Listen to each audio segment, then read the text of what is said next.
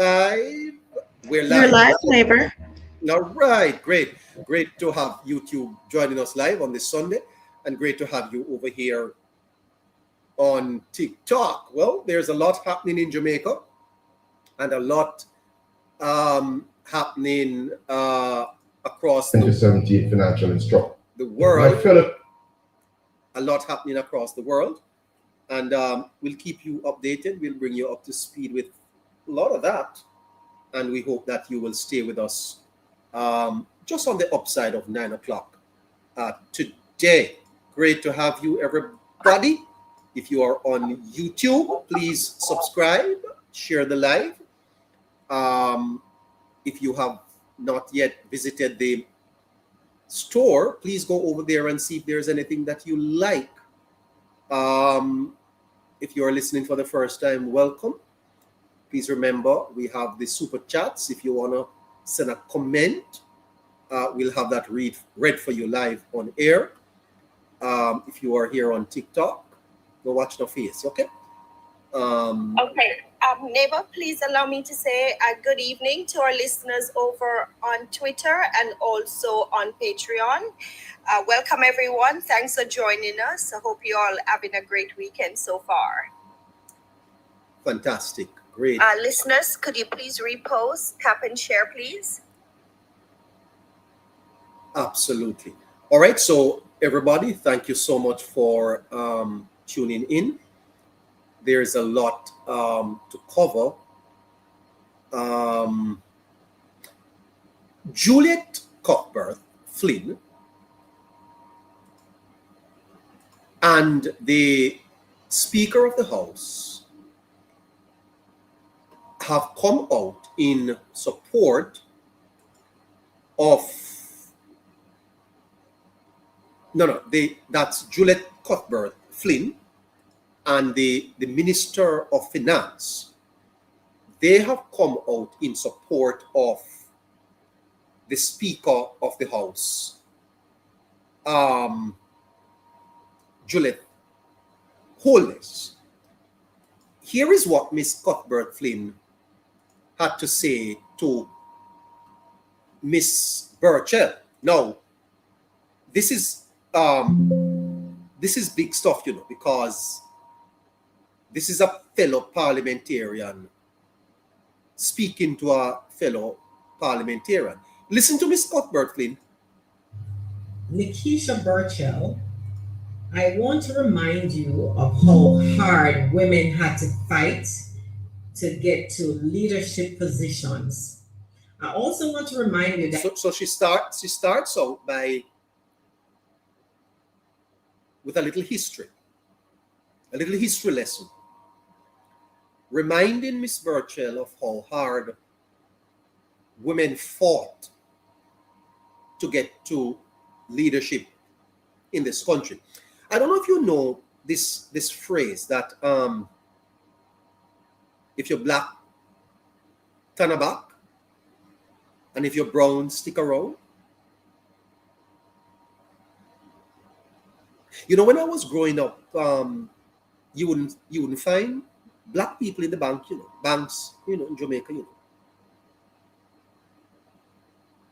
Positions like tellers were reserved for brown people.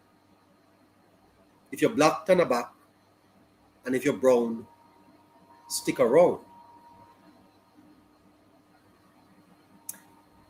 There is something very concerning about Jamaica's current parliamentarians, They don't know history.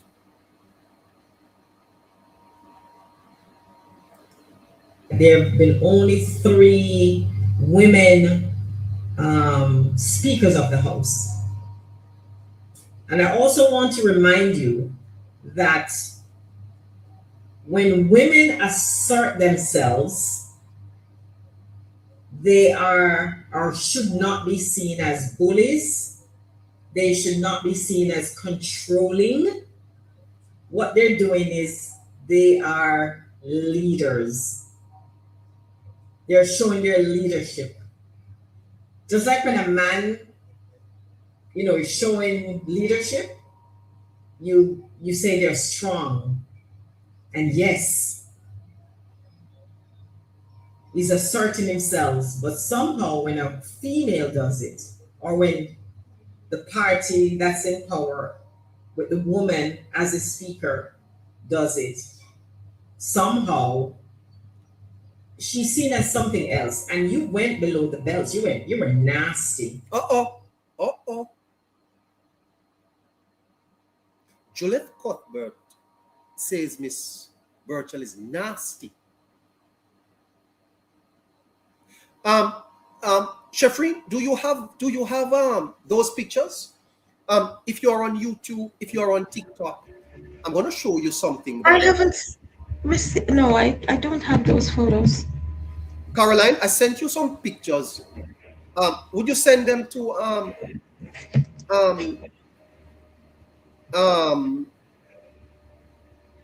would you send them to Sheffrey for me, please? If you are on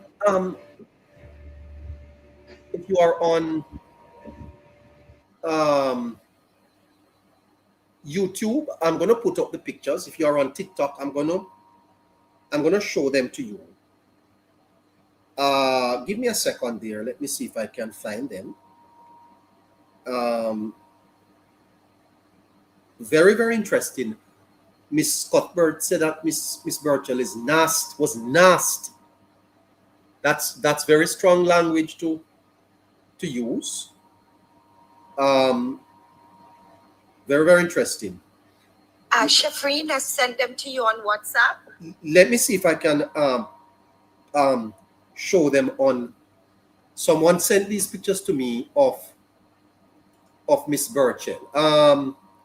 Let me see if I can find them to show you Miss Burchell's behavior. It is something that I find to be, let me see, accept me on TikTok, and I think there's a major scandal brewing, mute this for me. All right. So let me turn on this camera and show you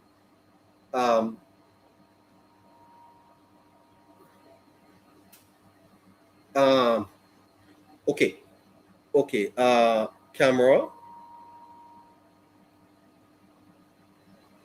save. Now what? Look at that. Look at that. Look at that. Who is that? Is that the member of Parliament for Southern St. James? Look at that. Look at that. Who is that her? Someone sent me these pictures.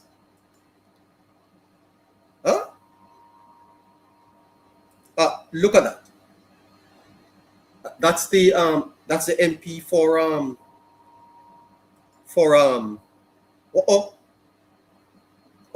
look at that. Is that Miss Nekeisha Burchell? What is she doing there?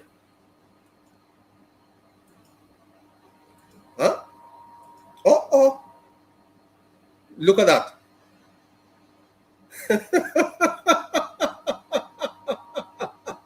Oh gosh, I tell you, things are getting very interesting here. It is what happened to her? What is this? What is this, Miss Burchell? Is she? Look at that.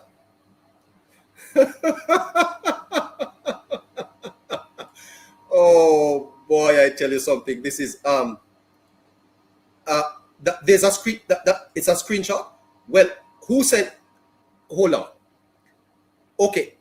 Well, that seems to be her. No, let's go back to Miss take me down. Okay, take down that. If you could put them up on Facebook for me. Somebody say it's a screenshot, but is it her? Is it her? I wonder. Listen again to does it. Or the party that's in power with the woman as a speaker does it. Somehow she's seen as something else, and you went below the belt. You were nasty by stating that she's controlling our household. That was a nasty statement.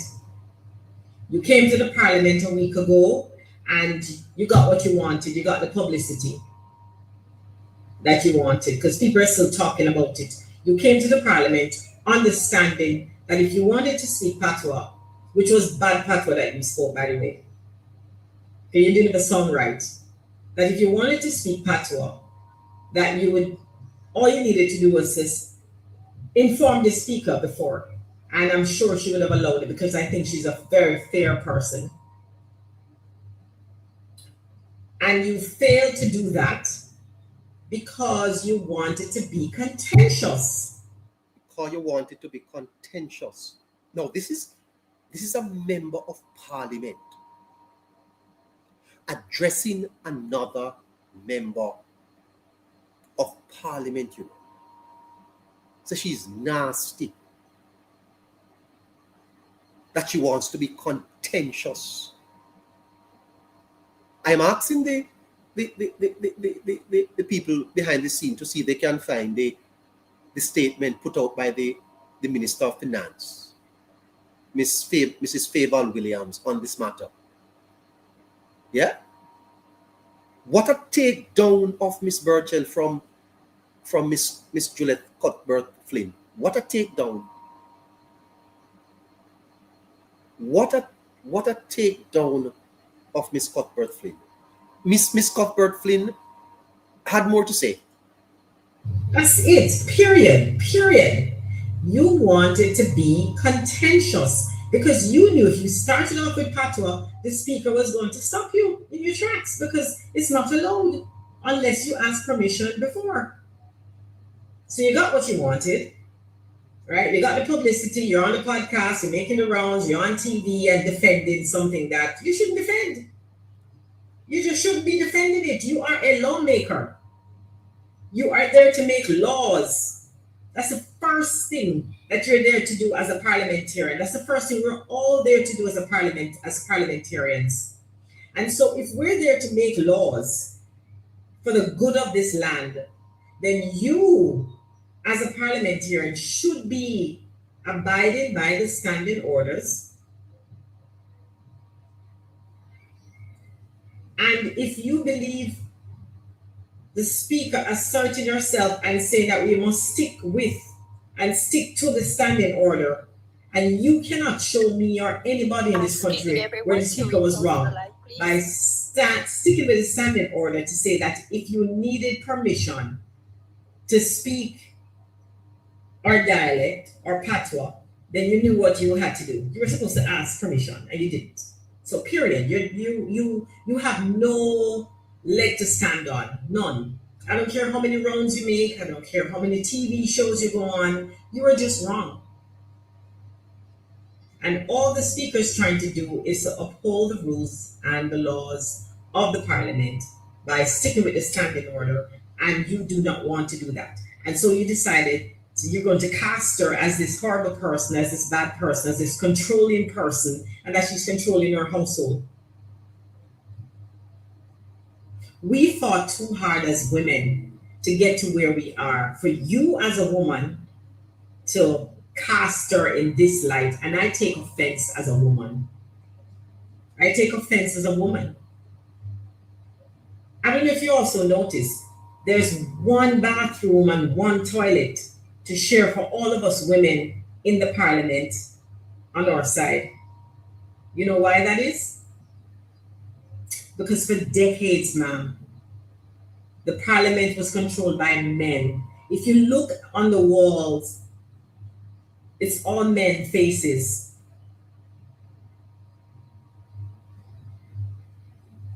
And we've fought to get that quota, that 40% in the parliament. And here you are. Here you are. Here you come, puffing up yourself. Here you are.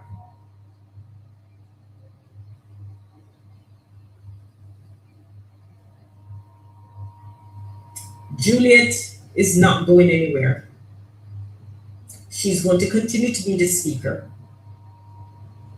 And you need to start abiding by the standing order, because you are a parliamentarian who took an oath to uphold the laws of this land. You need to uphold the laws of the standing order going forward. Nekeisha Burchell. There you have it. Miss Cuthbert Flynn coming out to say that Miss Burchell was nasty.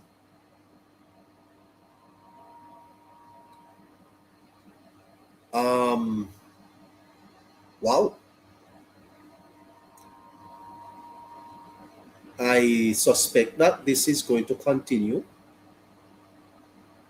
in the week, this week, because the finance minister, not one that gets into controversy, she has put out a statement. I'm searching for that to read it for you. Let's move on from Miss Burchell for the time being. Shafrin, do you have that article for me? Yes, I do, neighbor. You have it for me? Yes, I do. Okay. You want to read it for me? Gordon Robinson writing in the cleaner. Go ahead. Yes. So Gordon Robinson wanted a viable opposition in focus. It seems the PMP leaders, quote unquote, have decided to be sheeps instead of shepherds, and thus likely to plunge Jamaica into the abyss of de facto one-party state. I'm not hearing you so well, Shafrin. Can you read up a little? Oh, sorry. Is this better? Is my microphone better now? Yeah, yeah, go ahead with that. Yes, it seems PMP, quote-unquote, leaders have decided to be sheep instead of shepherds, and thus likely to plunge Jamaica into the abyss of a de facto one-party state. The once proud PMP, whose idea inspired a generation in the 1950s and again in the 1970s, and whose political acumen kept it at governance forefront in the 1990s, 2000-ish, have devolved into a disorganized, disorderly cacophony of noise and fury, signifying the square root of flip all. Hold on there. So Gordon Robinson is saying that the PNP, whose idea inspired a generation in the 1950s and again in the 1970s,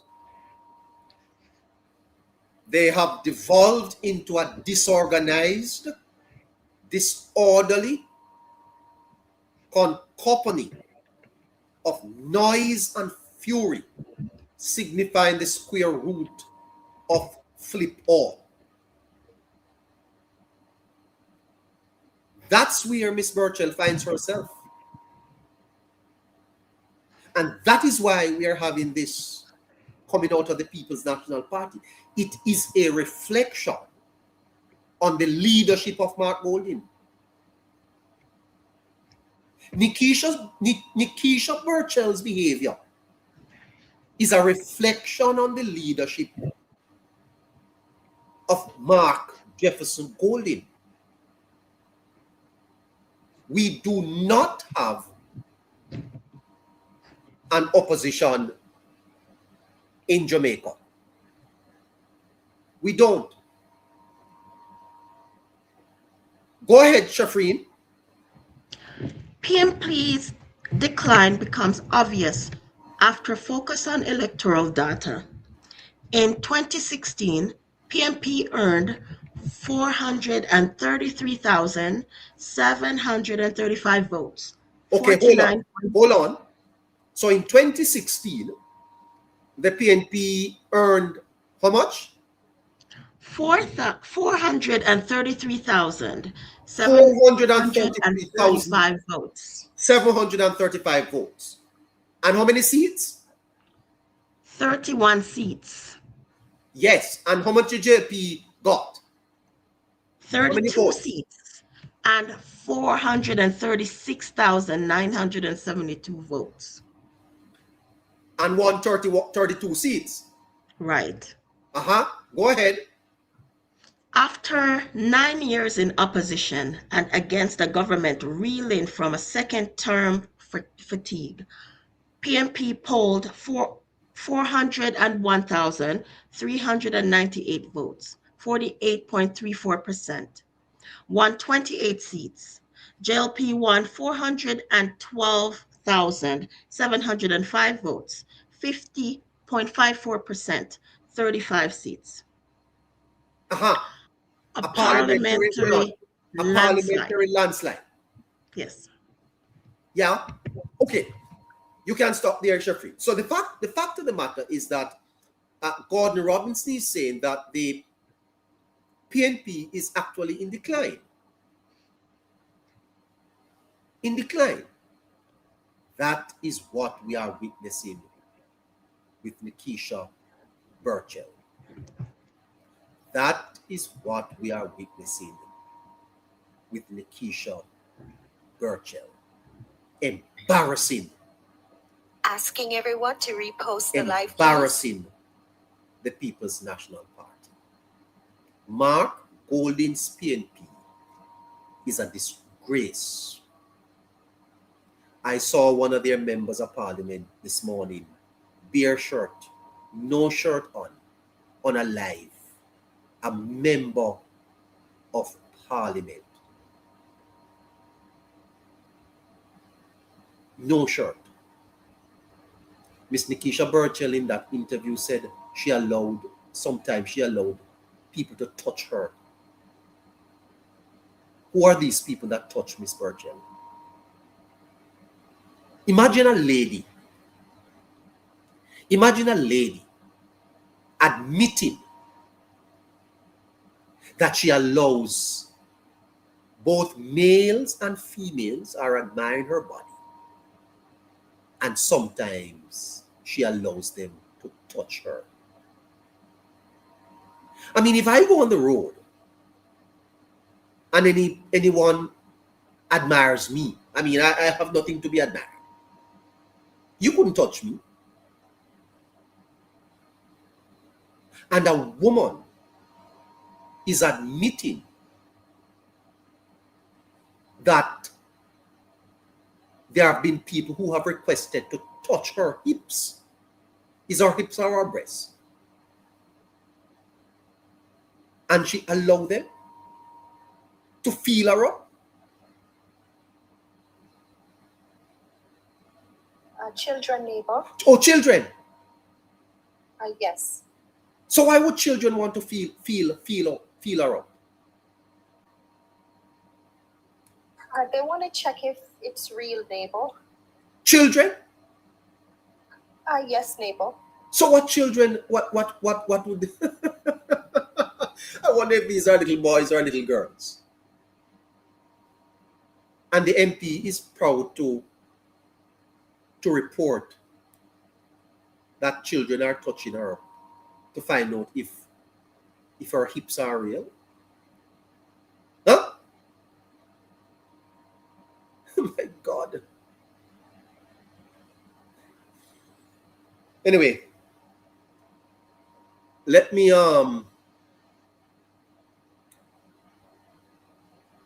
move on.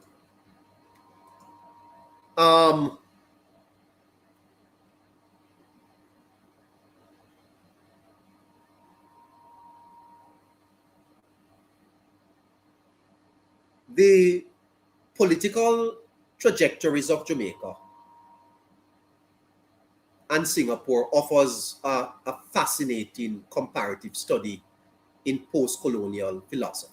Before I go to that, let me take you to a few happenings in the Parliament last week. Listen to this coming from the opposition leader. Speaker and Mr. President, I am sending you a memorandum of today's date prepared by the Dear Madam Speaker. Listen to Mr. Golding's voice. Listen to Mr. Golding's voice.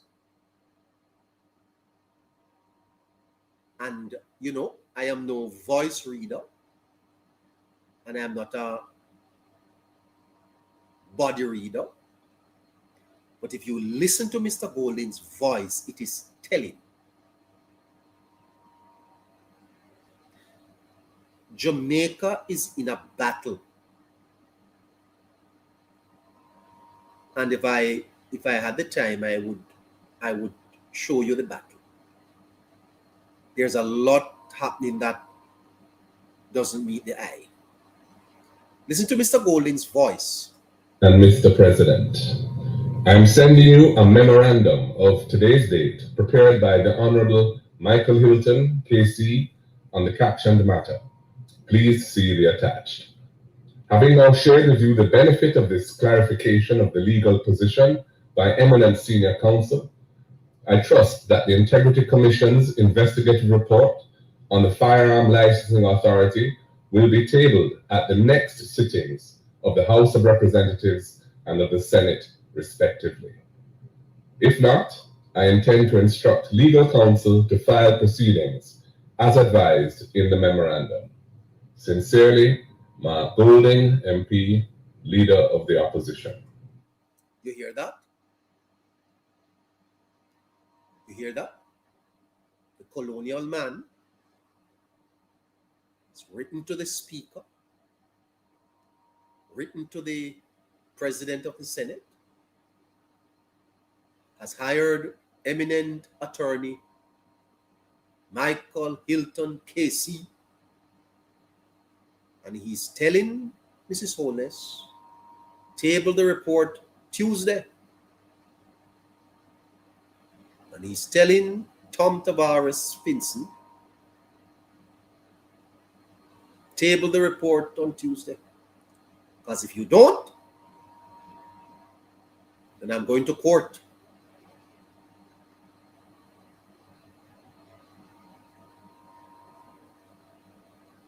You heard that?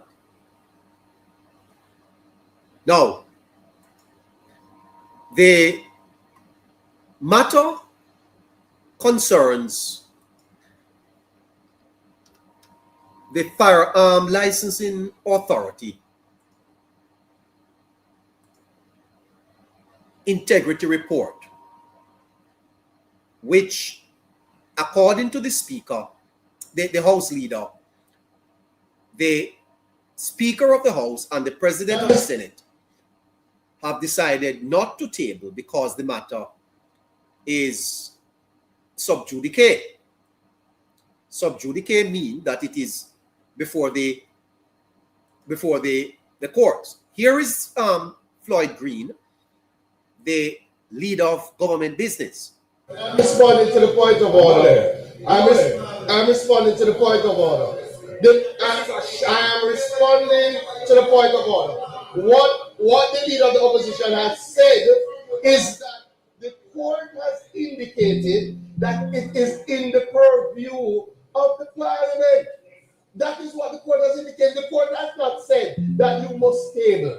The court has said that the Parliament has the right to decide. And I'm saying the Parliament decided that where the matter is before the court, as per the standing orders, if you were to prejudice that matter, then we will leave it alone. It's as simple as that. On that, Mr. Golding said it was a sham and got up and walked out of the Parliament. Typical colonial theater. It is one of those colonial practices that the colonial in the Westminster Parliament, the parliamentarians used to get attention. Dramatic. Did you note though that none of the opposition members followed Mr. Golding out? That tantrum that Mr. Golding got into and left the parliament. Did you notice that none of the members followed him out? And that when Mr. Bunting got up and made somewhat of a presentation, they eventually left with Mr. Bunting? Is it that Mr. Golding has lost the support of his caucus in the parliament? Nonetheless, Mr. Golding did not accept that from the House leader. Mr. Golding went on to employ counsel and sent this threat.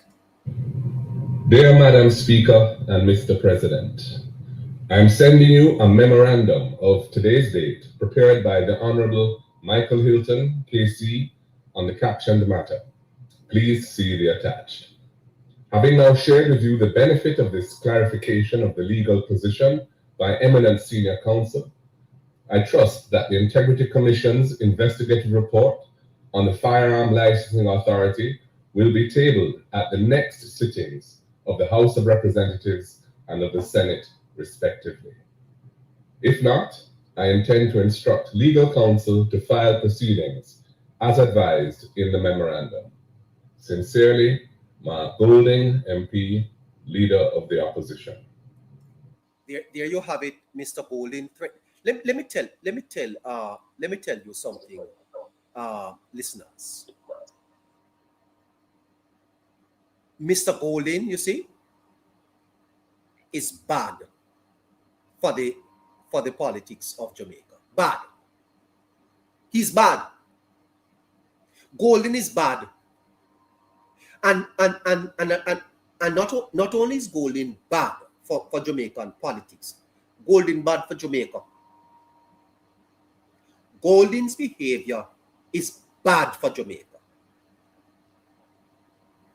He is a fraction of a leader.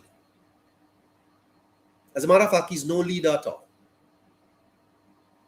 Golding is no leader. And Golding is going to go down in Jamaica as the worst opposition leader. Because there's none worse than him so far. He's not an opposition leader, you know. He's an obstructionist. Far from being an opposition leader. Before I bring in Natalie, the president of the Responding to the point of order. Hold on. The president of the Senate, Tom Tavares Finson, also responded to this. Listen to Mr. Tavares Finson. Okay, that tape is a little too long, but let's see if we can take a little bit of that before Natalie comes in. Hold on. And the question is, essentially, whether there is any other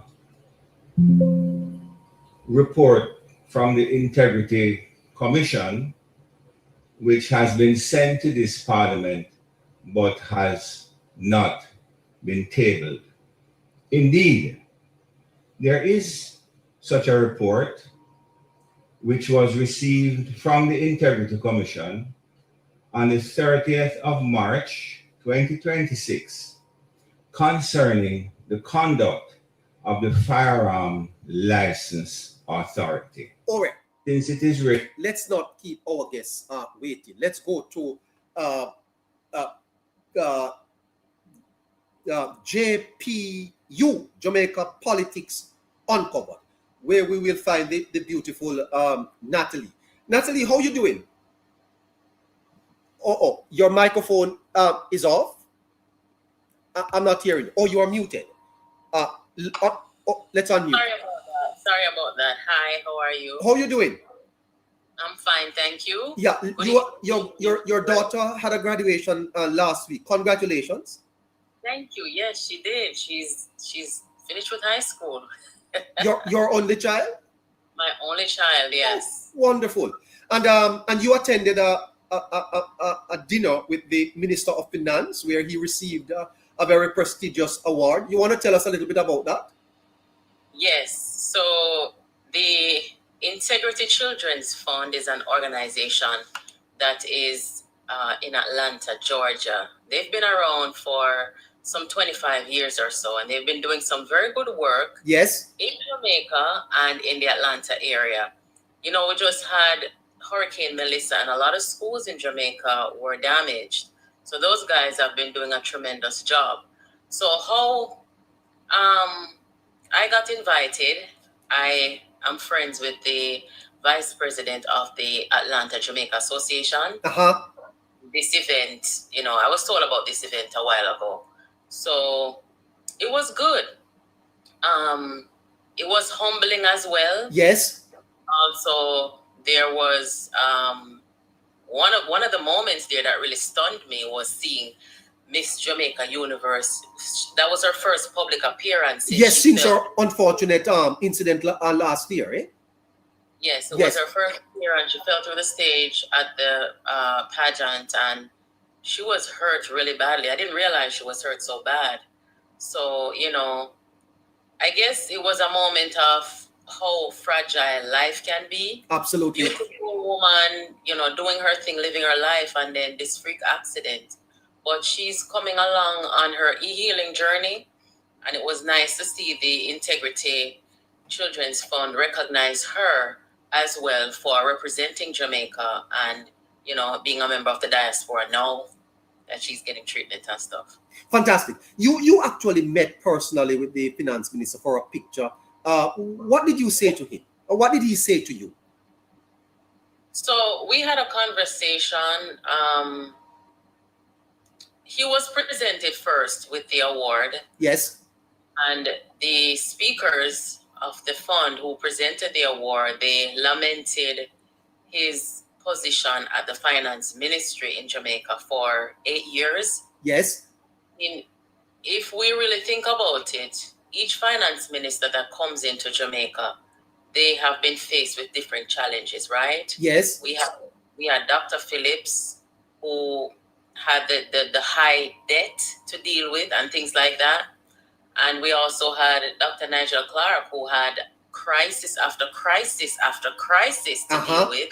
And even after he left, the policies that he set in place, you know, they were able to help us withstand Hurricane Melissa, for example, because we have not collapsed under Hurricane Melissa.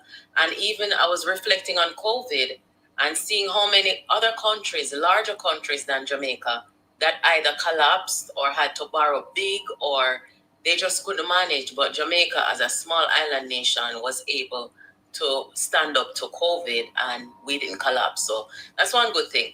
But I was glad to hear that the Integrity Children's Fund were paying attention, and they mentioned all of that. They mentioned the policies, they mentioned the ministers, former ministers' integrity, and just being smart as well as breaking barriers. He's the first from the Caribbean region to represent the region and to sit on the IMF as deputy managing director. So that's another huge thing. And that's why he was awarded the Integrity Global Impact Award down there. Fantastic. And Dr. Clark recently published a book. Have you read the book? Tell us a little bit about that. Yes, so Dr. Clark wrote a book. I didn't know that he wrote a book until very recent, and I'm talking after the event, okay? So being that I'm interested in, you know, the policy making and everything that happened during that time that kept Jamaica from collapsing, I'm interested to know how those policies came about. So I got a copy of the book and I just started reading it last night. So I was telling my viewers that I'm going to come back and do a review. This book documents the policies and the economic experience between 2016 and 2024.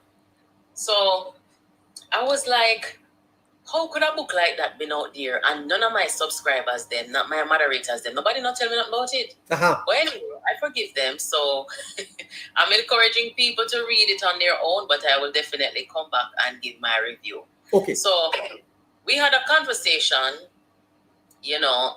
just about the politics and what led up to, the victory for the government. And as a former member of the Jamaica Labour Party, Dr. Clark very much loves the politics. Yeah, but I get the feeling that Dr. Clark is still very much in touch with the administration. I see Senator, the doctor, where's Dr. Clark in New York? Dr. Thompson. Dr. Thompson, I don't know who that is. Yeah, well, Senator Tom. Yeah, I saw him with Dr. Clark last week too. I get the feeling that Dr. Clark is very much interested in what is happening in Jamaica and that he continues to provide good advice to the government. I get that feeling. Oh, I'm not sure about that. Uh-huh. He did say, though, that he's been very busy and traveling a lot with his current position at the IMF. Yes. I imagine, that as a Jamaican who has spent most of his life in Jamaica, I would say, somebody who in business and things like that, of course, he's still, paying attention to what's going on in Jamaica. Whether he advises the government, I can't say. Okay. But yeah. But I think he trusts that the person who replaced him as finance minister, Miss Favour Williams, first female to do so, I think we all have confidence in her and her expertise in finance and the economy. I can't speak for everybody. I do, Yeah. And he does. Pardon me, Miss Natalie. Are you married? No, I'm not married at the moment. Okay, but you hope to get married someday? I don't know about hope. I mean, I am comfortable, with my life at this time. Okay. I believe that God will lead me in whatever direction He wants me to go in. No problem. Not a problem. When you heard Miss Burchell comments about the speaker's carrying out her duties as a woman or as a controlling wife, how did you feel about that as a woman? First of all, I was shocked. I thought that it was some prank or some joke. You thought it was a prank? I did. I really did. Even though I don't expect much from that side of the aisle, I did not think that somebody would go so far beneath the belt. Uh-huh. When I saw the video and I realized that she actually said that, I just thought, how much worse can this get? I mean, my opinion, and I'm just gonna be frank with you, I don't care who wants to be offended. If there's anybody over here that support those people, I think there is something pathological going on here. Okay, I think that Miss Burchell has an obsession with the Prime Minister of Jamaica, and she considers the House Speaker an enemy. Neighbor, I studied psychology for 4 years. Well, hold on. I made the same observation last Friday. You can go back and listen to it. That was my exact feeling. Having done a bit of psychology myself, that I thought that this is exactly what it is.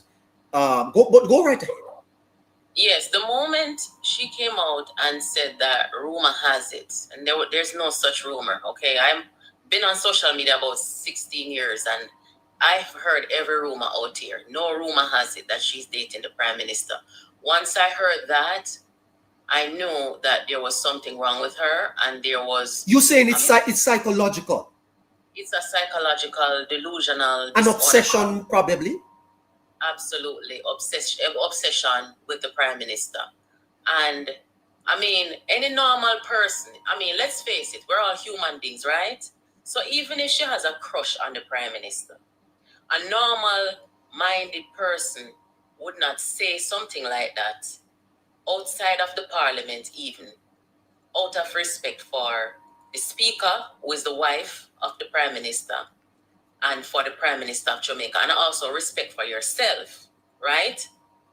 I mean, we've all seen people who are attractive looking or whatever, and we might spirit take them or whatever, but we're not going to cross certain boundary when we don't have the permission to do so, okay? So that right there told me that there's a delusional problem to start with. And then she goes into the parliament, and from my observation, she's been provoking the speaker. But I'm going to tell you, neighbor, Yes. I blame the Jamaica Labour Party for her behavior. You blame the Jamaica Labour Party? Yes, absolutely. Because you see, when Angela Brownberg did what she did in the parliament, she should have been suspended for an extended period of time. Because the government, the parliament, did not punish Angela Brownberg for her misconduct. That gave way for further misconduct, which is Burchell's attempt to speak patois when she shouldn't be doing it, or she should have sought permission to do so. When you open up the door to disrespect, the floodgates of disrespect is open. And that is what I see happening here. Okay? So I don't think it's gonna get any better. I mean, I don't know how much worse it can get than this, but you see the position, and you see how the bullying, for example, from the opposition leader about tabling something that's before the court.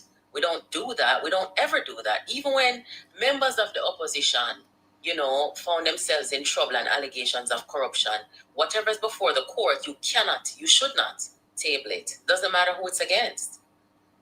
Yeah. So there's going to be a problem, and I'm sorry that the Jamaica Labour Party is not, standing up and, doing us a favor. People like us, we don't want to be looking in the parliament and seeing, misconduct after misconduct. That's not what we're here about. We want to hear what's going on in our country, and those who are elected to carry out the people's business. We want to see them do their job. We don't have time for Nekeisha Burchell going on podcasts. Take a look at history. Lisa Hanna, a very beautiful woman, even at 50 years old. Yes. Okay? Lisa has been in politics probably 20 years. And not one time has Lisa been on an interview where an interviewer asked her about her body. Yes, absolutely. Do you find that not curious that even though I'm hearing that she said it's children that she has allowed to touch her, would you do that, Natalie? You are a beautiful woman yourself. Would you allow children to be touching you? Neighbor, absolutely not. I don't even let children come sleep at my yard. I'm a very careful parent, a very careful person. But to have the confidence to think it's a joke that people are questioning how you look, and sometimes you allow them to touch it. To touch what? Touch what exactly? That's completely inappropriate. Imagine if Juliet Holness, for example, had come out and admitted that she goes around allowing people to feel her up on a Linstead market. You understand? So this is inappropriate. It's immature. They don't have any emotional intelligence. And like I said, the Jamaican people made the absolutely right decision on September 3rd, 2025. But they made some bad decisions in electing people like Nekeisha Burchell. So let me ask you this, Natalie. Leadership ultimately must take responsibility for those whom you lead. This is also a reflection on the leader of the party, Mark Golding, because this has been going on now for 7 months. Golding has not made a single comment on it. What does it say about the opposition leader himself? Well, neighbor, the opposition PNP is unviable. They went into the election unviable, and they're still unviable. And one of the reasons why they're unviable is because they lack leadership. They lack intelligent, talented people. This is the worst slate of candidates that I have seen. Some of them, they were there before, and the fact that the leadership of the party allowed them to be candidates again, even some who lost their seats, that goes to show you that there's no leadership. It's just a thing like, you help me out and me ever help you back out. Because I told you about the sabotage operation that they carried out. So all of who you see in the parliament now, I'd say about 90% of them were involved in that sabotage operation. So they were rewarded for that. And several of them, they've already lost their seat in the last election. Why would you bring those candidates back, right? It makes sense. It's because they helped Mark Golding and Peter Bunting to overthrow the PNP. Yes. Are you done? I'm sorry. Yes, yeah. Okay. Mr. Golding, Natalie, walked out of the parliament last week protesting that the bill should have been tabled immediately that day. Golding, having not gotten his wish, had a tantrum and said that it was a sham and walked out of the parliament. Golding is now threatening that if the bill is not tabled on Tuesday coming, that his KC, Michael Hilton, will be going to court to force the tabling of the bill.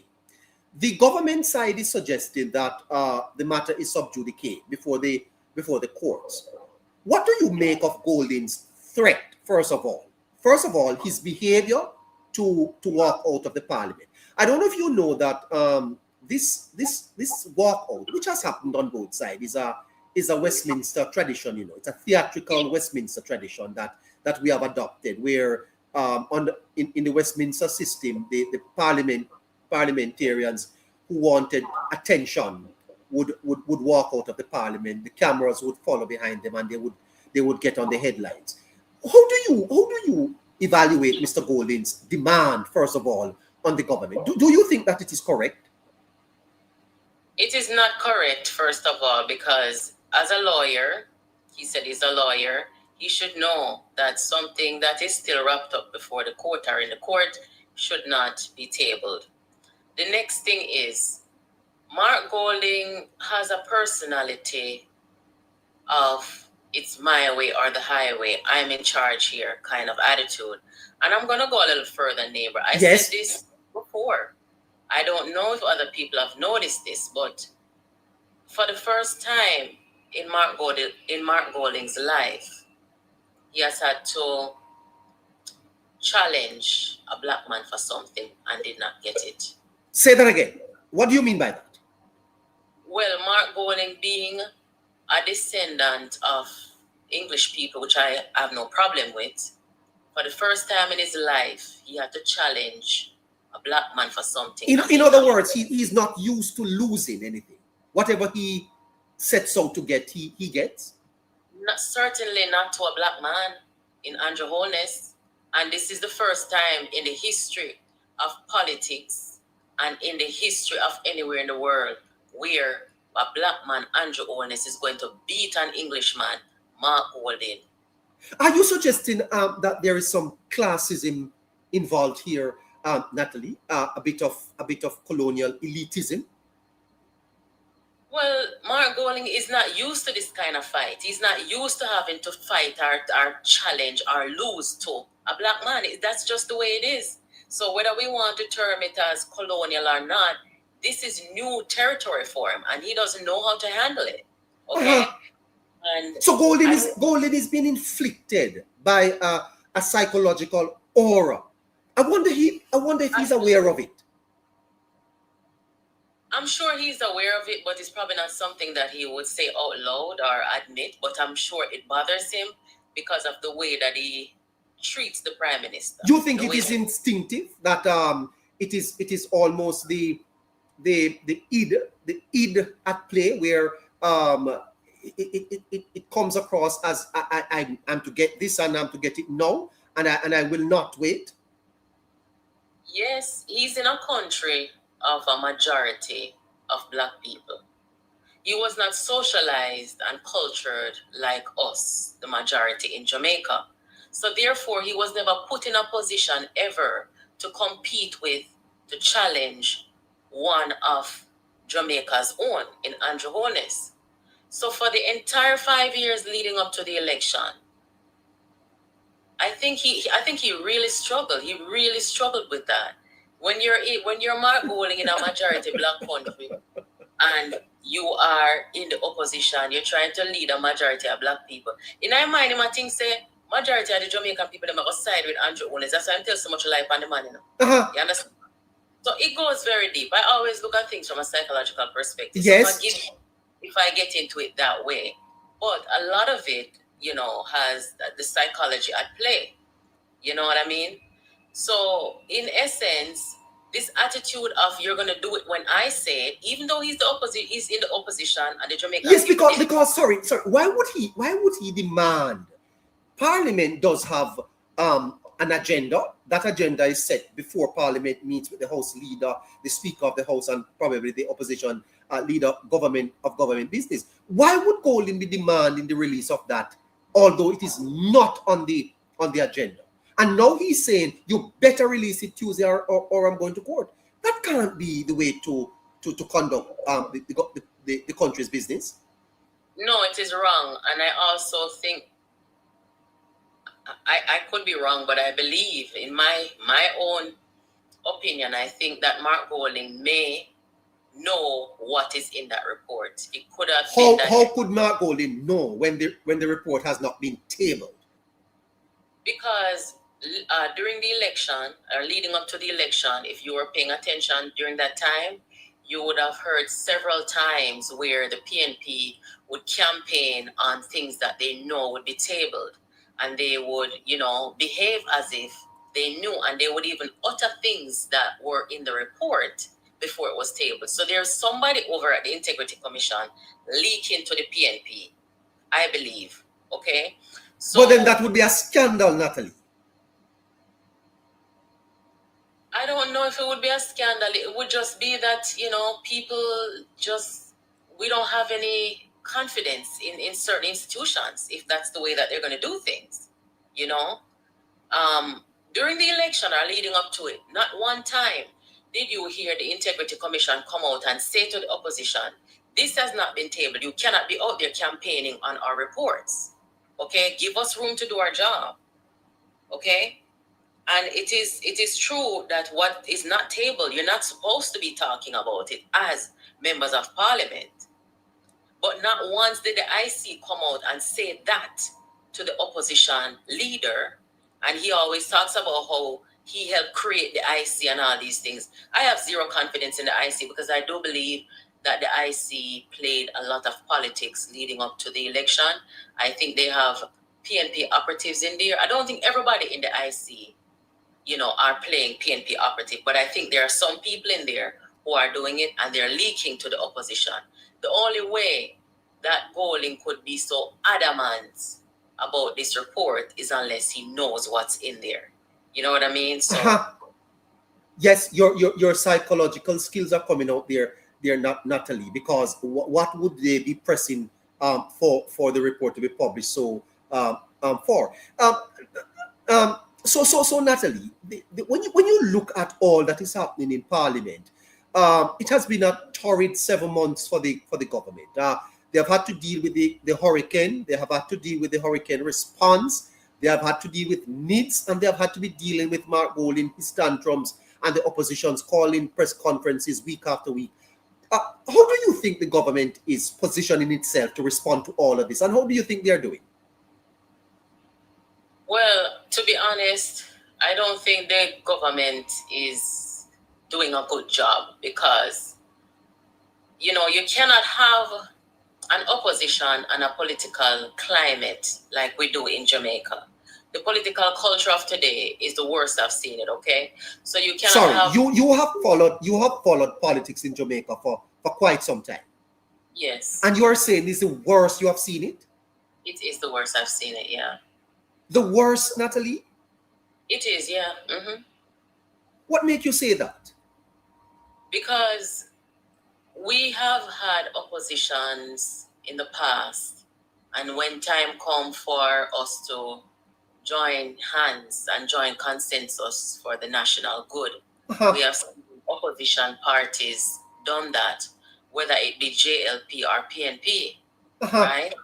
But in this time, under the leadership of Mark Golding and Peter Bunting, there is nothing that they see good in Jamaica. And I'm going to tell you something, neighbor. While they're out there, sabotaging the government, ridiculing the government, do you know how many millions and billions of dollars they're making of the policies of the government in real estate? That's something that I'm going to be talking about on my program. I'm supposed to do it tonight, but I'm going to do it tomorrow because I was a little late to the game this evening. But the Jamaican people need to know these things. The Jamaican people need to know about NARA and how the opposition voted against it. So these things, and I don't think a 1 day a week post-cabinet press conference is sufficient for the government to communicate with the country on these issues and to push back. That is where you say you don't think the government is doing well? No, they're not doing well with their communication at all. I think they need to have a press secretary who speaks to the nation on a daily basis, except for weekends, and speak to the press about what the government is doing and to also address the propaganda and whatever else is out there. Because when you have an opposition who is actively sabotaging your country, yes, it can look bad. You know what I mean? And there are some who say, though, Natalie, that the sabotage or the misinformation, disinformation line is not affecting the broad cross-section of Jamaicans, that it is really directed at the PNP base who expect their side to constantly be on the attack. But that when you look at election results, for example, the government, they would have won the last 3 elections comfortably. That it's not affecting the government's ultimate results. How you respond to that?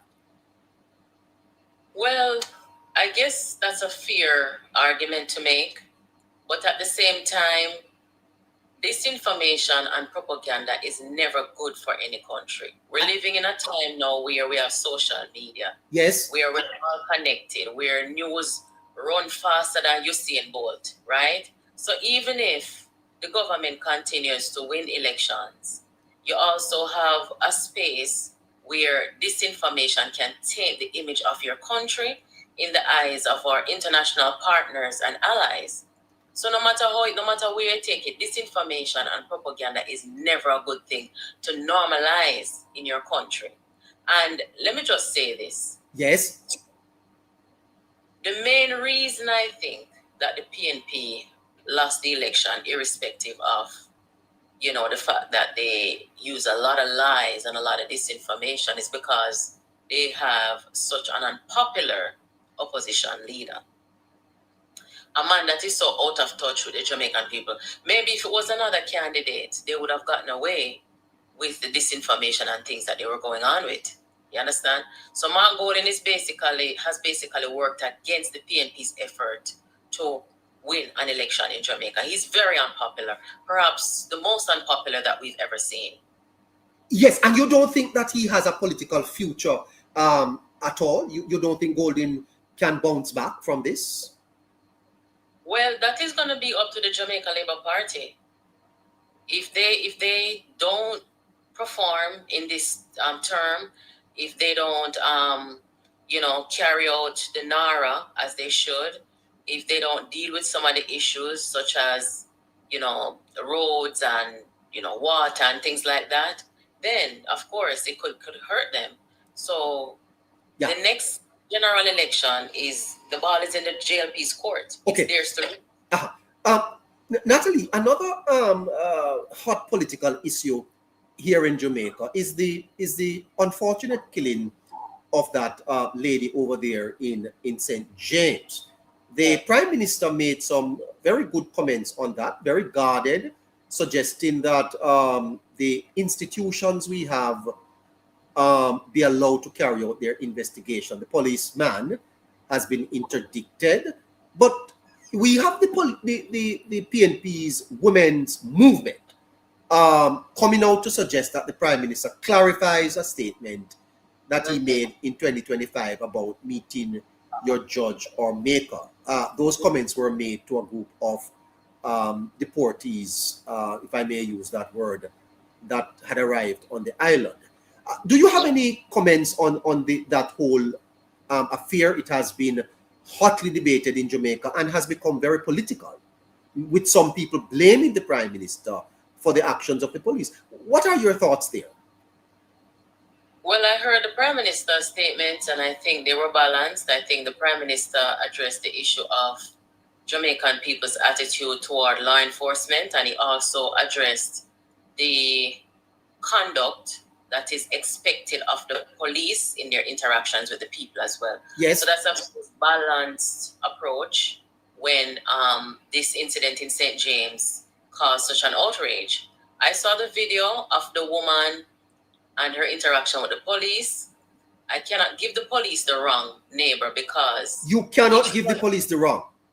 No, because even police officers have a right to protect their life. What I saw and what we saw on the video was a policeman standing before a vehicle, which he instructed not to move.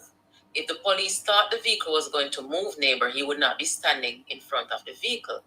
So the woman behind the wheel of the vehicle, I don't know her from anywhere. I don't know her political affiliation, if she has any. I saw the vehicle move off while the police was standing there. If it was you or me in that position, we're going to try to protect our life. We all have a right to protect our lives. And I keep saying that, and by the way, it's an unfortunate incident. Yes. I'm not saying that the woman deserved it. And likewise, if she had ran the policeman over, he wouldn't deserve it either. Yes. It's just a very unfortunate situation. And the Jamaican people who feel like they need to be hostile to the police when they're being pulled over or questioned, they need to understand that we all have a responsibility. No matter where you are in the world, you have a responsibility, as well as the police, to make sure that whenever there's an encounter between police and civilians, that each person cooperates and make sure that each person walks away in one piece.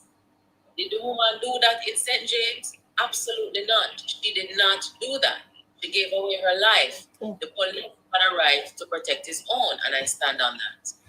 Why do you think the matter has become political, Natalie? This is a matter that normally would be an operational matter. The police is on operations. Government is in charge of policy. It is not the policy of the government for the police to operate in any hostile way or to be taking lives of citizens outside of what they are trained to do, and as you rightly say, protect themselves. Why do you think that this matter has become so political?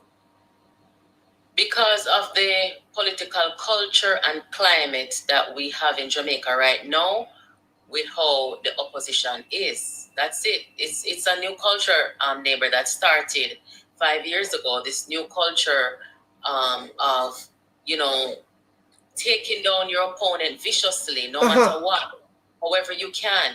You understand? Nobody's talking about the fact that we would normally average about 1,400 homicides per year. Yes, for the last 2 decades. For the last 3 decades. Oh yes, almost 30,000 people, Natalie. Yes. Unalived in Jamaica. Last year, we closed out the year at 670 homicides. Yes. So, should we give the police credit? Absolutely. Should we give the police commissioner, the security minister, who is the deputy prime minister as well, and the prime minister credit? Absolutely. Yes. If you the PNP hierarchy, if they give credit to these people, they will tell you no. Oh my God. They will tell you that the police, them, this, and the security minister, that, and human rights, and all. They will never say, oh my God, we saved some lives. Thank God. Good job, police. They will never say that. No, I am not saying that I condone bad conduct on the police's part. If there are police officers out there who are executing people, they need to come out of the force, because that's not what the JCF is supposed to be. However, historically, Jamaicans have always had this kind of skepticism about police, right? But Jamaican police today, they are trained, more sophisticated, They are there to protect and serve. I have interacted with the police, since we've seen the overhaul of the Jamaica Constabulary Force. So I know that majority, of the police, they're good cops. I have family members in the police force. They are good people. You understand? The police need to be allowed to carry out their job, and we have to respect what they do. It is a very dangerous job when you're operating as a police officer in a crime-infested country. Even though the crime gone down, we still have to operate as if, we're in a crime-infested country still. You see what just happened to the PNP activists in Pumpkin Market, executed broad daylight, a female, a mother. You understand?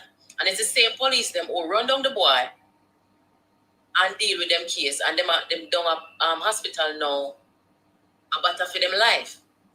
So we cannot paint the Jamaica Constabulary Force as an organization that is state-run to kill off people. That's not true. But that's what the opposition wants the Jamaican people to believe. You understand? If I were that police officer in St. James and I stood there and give an order, say you don't have the right paperwork for the vehicle, come out of the vehicle or stop the vehicle or pull over the vehicle, you understand? And that vehicle started coming toward me to hit me, I would have probably reacted the same way to protect my life. So I don't see how I can get the police officer wrong. Nobody don't want to talk about the fact that he was standing in front of the vehicle, started coming toward. Nobody don't talk about that. All they see is a policeman discharge his weapon and hit the woman. What happened before that? His life was in imminent danger. Yeah, you did a video that you call What No One Is Talking About. Is that what you are talking about, Natalie? Yes, that's my commentary on the incident. Yeah. This is what you just, that is what is on your tape, huh? That is what you did a podcast on. What no one is talking about. Tell me a little bit about what no one is talking about. When you hear the people them who are burn out the police, none of them are mentioning the fact that the police officer was standing this close to the vehicle. They're not talking about the fact that the brake light came on, then it went off, then it came on, and when it went off and the vehicle started flying forward, that is when the police officer discharged his firearm. The police officer was very quick in saving his life, because when he discharged his firearm, people are talking about, well, him should have just fire one shot in the wheel. If you fire a shot in a one wheel, you have 3 more wheels can move same way. You understand? Nobody is really thinking about how they're going to deal with a situation like that when they are standing before that vehicle to be run over. If we all saw the vehicle moving off to hit down the police officer, but they don't talk about that. Natalie, maybe I want you to double down a little for you've been spending a lot of time here. I don't know how much time you have, but you said earlier that Jamaica is divided to the extent that you have never seen it before. Natalie, how are we going to cauterize this divide, and can we really continue like this, especially in light of the fact that we are about to embark on the most massive reconstruction that we have had in history? Do you think we can really continue like this? Tomorrow is Labor Day. Don't you think we have to stop at some point, Natalie, and pull this together? So right now, neighbor, we're in a situation where on social media, for example, I don't engage members of the PNP. And I find that to be sad because as Jamaicans... Sorry, you don't engage them? No, I do not. And that's because they're nasty, they lie a lot, they like to insult women. You mean nasty? What do you mean nasty? Nasty as in they like to insult and abuse women on social media and that kind of thing. You cannot have a conversation with them like you and I are having. And I don't mind speaking to people that I disagree with politically or otherwise. They're nasty. I'm a civilized person, so if you and I disagree, I can still talk to you. But when it gets to a point where we used to, I when I was on the PNP side, I used to talk to labor rights all the time. You were on the PNP side? You were a comrade? Yes, I was. You were a comrade, Natalie? I think I've told you that before. Yes. I don't remember. Member and a paid up member. Yes, I was. You were a member of the opposition People's National Party? Yes, until 6 years ago, 2020. Yes. Oh my God. Why did you leave? Well, because of what the PNP is today. And I always attribute this to my knowledge in human psychology. When I look at the leadership and what it was about to become, I knew that it would be a catastrophe. And I don't want to be part of anything like that. So let me ask you a question. You say you were a member of the PNP up until 6 years ago. Yes. Which means that you, for most of your life, you were a comrade. Yes, because I grew up around that influence neighbor. My grandmother, her sister, you know, I grew up around PNP activist women. So yes, I was influenced by that. And, you know, it is what it is. I'm an adult. I've been an adult for a while now. Yes. Been an adult for a while now. Fascinating stuff here. This is so fascinating. I didn't realize that. Hold on there, Natalie. Some friends of the JLP is asking me to play the Jamaica. This is fascinating stuff on this Sunday here. 12 minutes to 8 o'clock.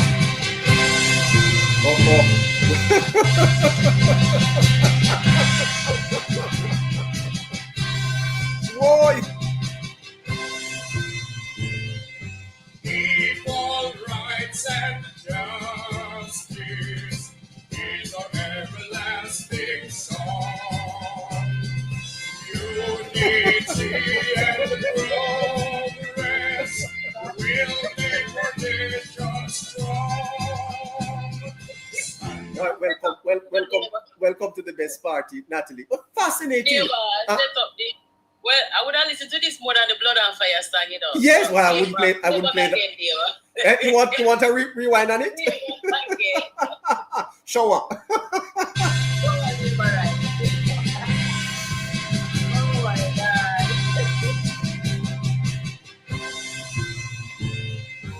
Equal rights and justice is our everlasting song. Unity and progress will make our nation strong. Stand up for your rights when you hear the bell. Stand up for justice, hear the freedom bell. Remember, must a man take his turn, you will. Stand up, Jamaicans, when you hear the bell. All right. No, Natalie. I don't know if I missed this because so you made that transition because you know when I was growing up as a child, I used to see a lot of people from the JLP moving over to the PNP, and look at what you have become, Natalie. You have become a staunch advocate for the Jamaica Labour Party, a former comrade up to 6 years ago. I am an advocate for a government that I feel confident in, that they are steady at the wheel to deal with crisis, to protect the Jamaican people, to deal with our economy. I think the JLP has the brightest set of people in the parliament, and I see longevity in the Jamaica Labour Party right now, right? If I were to come out here, neighbor, and tell you that I feel the PNP as it is today is fit to lead Jamaica, I would be a hypocrite. Oh my! I would be an unpatriotic woman, and I was not raised that way. You are saying as a former comrade that you cannot say that the PNP now is fit to lead Jamaica. No, they are not fit to lead Jamaica, and I say that without apology. So when did you come to this understanding, Natalie? Please help me. How did you come to the point where you say, no, I can't stay in the PNP anymore. I have to move on and become a member of the Jamaica Labour Party. Help me with that transition.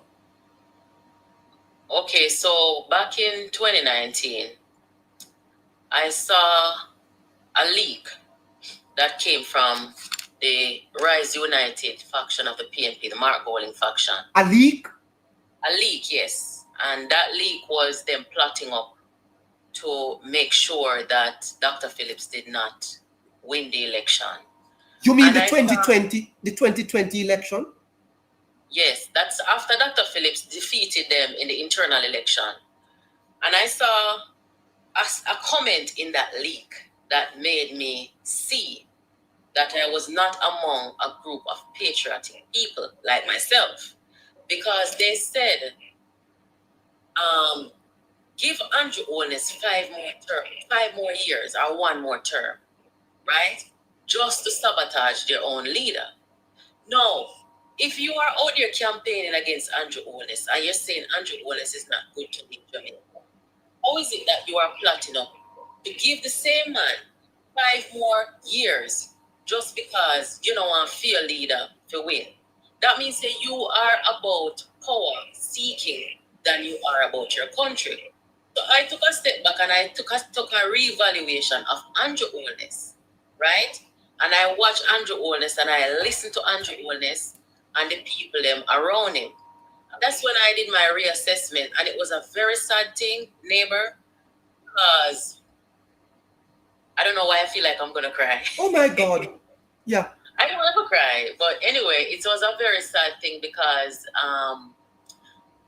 I thought all along, I thought that these people really loved our country as I did and as I do.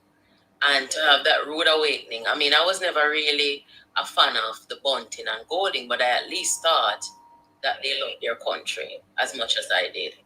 Okay? When I had that rude awakening that these people were just power grabbing, power seeking, and not about the well-being of our country and people, it broke my heart. It did.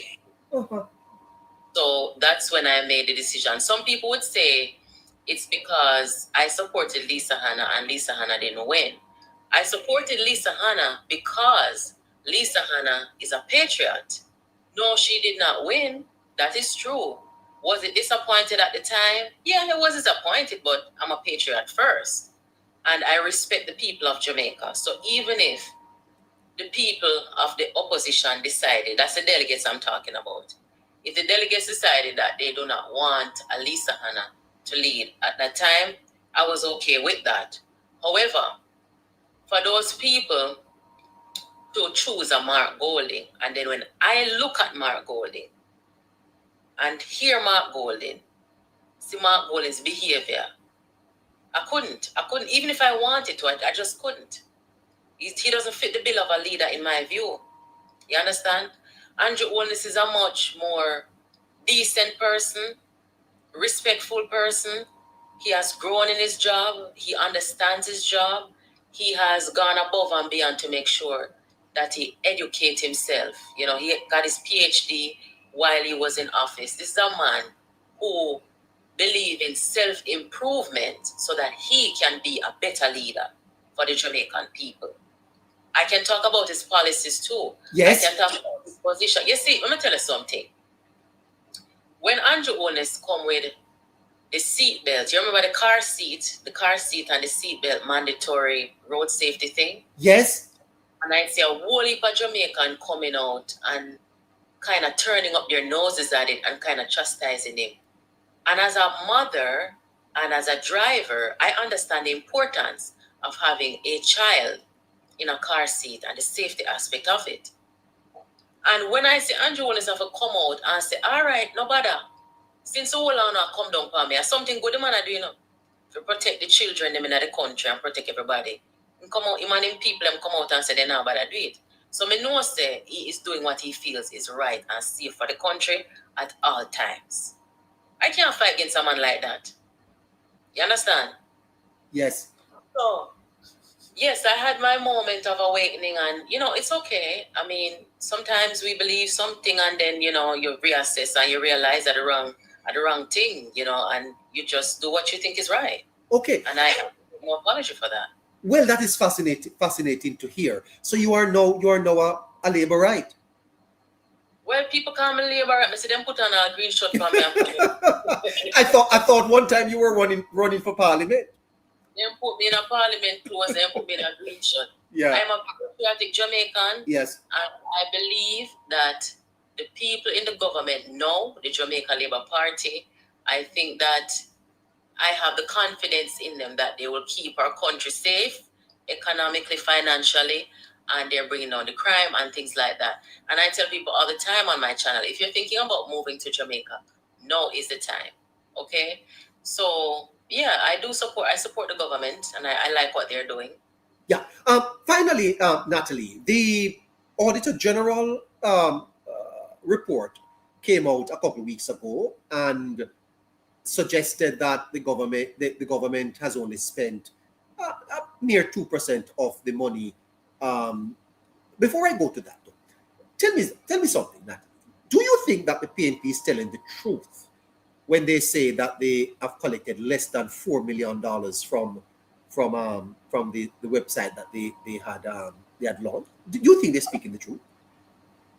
Well, when it comes down to the PNP of today, if I don't see the evidence, I don't believe them. So, do I think it's true? It could be, but I don't believe them unless I see the evidence of it. But in all truth and honesty, a political party that is only able to raise less than $4 million can't be a viable political organization, Natalie. $4 million? I'm sure you have $4 million. Yeah, but come on, man. Nobody can show me out to nobody. What you say? Well, nor do I. But seriously, $4 million for a political organization. I mean, if each member of parliament gave 100,000, that would be what? 2.8 million. Are you saying that? If they're talking about 4 million Jamaican dollars, that is really a little bit of money. Uh-huh. I remember in the last, just after, no, sorry, not after, but before the election, there was a report that the PNP put out among themselves. I just happened to get a copy of it because I still have some comrade friends, you know, and they shared it with me. And in that report, they were saying that they've had a hard time raising funds because of the infighting and the situation with the party. So it could be true that they raised very little money. But like I said, because of the lies that we've seen in the politics with them, if I don't see the evidence of it, I cannot say I believe it, you know? Yeah. The government has said, Natalie, that they have really spent over $64 billion, 24 billion electricity restored, 5 billion cleanup and post-disaster relief, 3.2 billion water supply restoration, 1.4 billion telecoms, energy and transport, 3 billion for small businesses, 3 billion for agriculture and farmers, 2.3 billion on schools, 2.3 billion on the health sector, 600 million for concrete bases. This is from the $1.4 billion. How do you think the government's explanation on this has come across? And do you think that they have settled the argument that the 1.4 billion was properly accounted for, despite what the Auditor General and the opposition has said? So, again, I talk about the government's failure on communication. They don't tell their own story very well. And I will continue to say it's because they only have communication or information person speaking to the country once per week. Neighbor, my daughter just graduated and my mom and my sister were here. And they know that I comment on the politics and what I do on social media. And as you were talking, the first thing what them said to me is, oh, the government now spend the money, the hurricane money. Oh, the government only spend 2% with the rest of the money and them things. So me have to explain to them. My people, my mom and my sister, they're not PNP or JLP. They're Jamaicans, you know. And so I had to explain to them. And where they're getting this information from TikTok and social media. Okay? So if the government of Jamaica had a press secretary speaking to the nation more often, then a lot of that information that's out there, being put out to people, they could have addressed that sufficiently. Now, where the hurricane donation is concerned, when people hear 2%, they think a little bit of money because of 2%, but they're not looking at the bigger picture, which is that it's a lot of money donated. So 2% to be spent in what, 5 months or something? Well, it was up to February, so it was about 5 months in. Yeah, so that's still a lot of money spent, but because it's so much, right? And maybe a lot of people them not really understand too much maths, so they hear 2% and only thinking, "Wow, that's a little bit." That's not a little bit; it's just a lot of money. You understand? So you are recommending, Natalie, that the government moves away from their policy of having an information minister to a press secretary that speaks to the Jamaican people every single day. Monday to Friday, I do believe that. On the issue though, let me just get back to this before I forget. On the issue of the way that the government is spending the money. Yes. We're in a time now, neighbor, where as a pin drop, you hear them come call people corrupt and thief. The yes. PNP up to date, that's what they do. So you see, if the government or ADPEM are being extremely cautious in how they're spending the money, I cannot blame them, even if it means some hurricane victims have to suffer. You cannot blame the institutions for being very cautious. No, even if some of the hurricane victims have to suffer, because this is the environment that the PNP created. Everything them come out and call people thief and corrupt without evidence. Look what they did to the Prime Minister. No evidence, you know. So, me don't want nobody call me thief and corrupt. So if it means that the people have to wait to get the help, then so shall it be. Because it is the very party that is complaining that has created the culture of mistrust or distrust among the people. Lying on people and calling them corrupt and thief, and nobody don't want that on their name. So I do not blame ADPEM, I don't blame the government and whosoever say be careful and make sure. Right now, to be honest with you, I never think anybody is enthusiastic about spending this money because people are afraid. Right now we live in a time where big countries can go draw people from out of little countries and lock them up on themselves. Well, we see what is happening. So people are extremely careful. So if any blame is to go around, blame the PNP for calling people corrupt and thief all the while without evidence, right? And make people are skeptical, right? Nobody know. When it comes on to disaster donation money, it's a very serious thing, you know? Yes. You remember the Clintons, they were implicated in the Oh yes, Natalie. So it's not something that is limited to investigations within that country, right? You have outside people who will look over and say, Jesus, Jamaica get hurricane, then get too much $1 billion, you can't find this, them thief that, and when you look at different law enforcement people that come down by you, so they have to be careful. So I totally get it, but at the same time, you know, it's hard, I assume, for a lot of the people who are in the disaster areas, and they are going to get the help. But I want to mention here before your audience while I'm here, according to the local government minister, Westmoreland Municipal received $70 million. $70 million. Yes, and of that $70 million, they were supposed to be looking after some foundation so that the hurricane homes can be put on the foundation to help out the people them who are homeless. There has been no payment or any attempt to play a part in the help of the people who are homeless. Yes. I want you to understand something. The help that the government is supposed to provide, or the help that Jamaica is supposed to provide to these hurricane victims, is not just up to the government. Yes. At the local government level, they have a job to do. And that's why the money was sent to them and they were asked to deal with the foundation that the homes are supposed to go on. You understand? You look around Jamaica right now, how many councillors you see out there working and, you know, playing a part in the recovery or assisting the people in any way? How many MPs you see in the disaster areas making any good representation to help the people? All you see them doing, come on, come make video, put on social media, cursing the government. Remember them, the people them elect, you know? Correct. The representation have been very poor, man.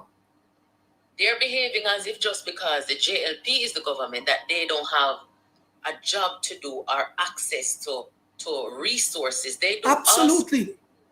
No matter which side them on, all 63 members of parliament who are in there, they are there to do the same job and they can do the same job. Yes, ma'am. Okay. So people are falling short, and people who are supposed to be actively participating in the recovery and in the assistance of the people who them are come out, come say the people them homeless, people them this, the people, and them see one go vote against the NARA, you know? Yes. This is why the government must have a press secretary to come tell the country, say, don't listen to them when them come out and talk and blame people, because I bet they're not telling people say they vote against the NARA. They don't tell people. Yes, so, I agree with that. Natalie. That's a very good suggestion. But you don't have access to the Prime Minister, man. Why don't call him and tell him? No, son, about that tell like comment. Well, Natalie, maybe finally, I'm taking up a lot of your Sunday evening here, but Natalie, the Prime Minister Holness, has not gotten a lot of credit for his performance. And when you look at Jamaica today, she's gone. Sorry about that. He stands tall, Natalie. The disaster here has been very hard on Jamaica, the Jamaican economy, and the Prime Minister has been under pressure from day one. Natalie, have we not been unfair to Holness? And what it is that you think that the party could do to support him somehow? I don't know who is in charge of information and communication. You see, the thing is, neighbor, the PNP has done, they've done a hate campaign against the Prime Minister of Jamaica, and a very effective one, okay? So this hate campaign that they carried out leading up to the election, they have created a cult movement, a cult following that is supposed to just hate the Prime Minister no matter what. Yes, and somebody told me yesterday that that people are getting paid just to come up with hate stories against the Prime Minister and his wife. That they are actually being paid to do it, and are making money off it. I don't doubt it. A lot of people are also monetized on social media for coming out, and I mean, it's terrible. But that hate movement and the hate campaign that they ran against the Prime Minister, not on policies or anything. Them call him thief, them call him corrupt, them call him everything without evidence, right? And without tabling that report that was done outside of Jamaica. I think Trinidad and Tobago, they had some investigators and whatever. That can be tabled too, you know. But yes, they're not going to do it because there's no finding of wrongdoing. But that's beside the point. So with this hate movement that the PNP created, you cannot change the way that things are unless you educate the people. The Jamaica Labour Party has a responsibility to educate the people, and they're doing a poor job at it. Case in point, the NARA, the people need to know, every single Jamaican must know how the members of parliament voted against NARA or for NARA. They need to know that. There's a lot of information that the people need, and I've repeatedly said, you cannot have a press secretary or an information minister coming out one day a week to speak with the people. Yeah, and mostly it's on cabinet matters, decisions of cabinet. Exactly. And I'm not saying that information is not relevant. It is very important. But that one day a week thing, when you have this information flying hourly, daily, you can't catch up, responding that way. You understand?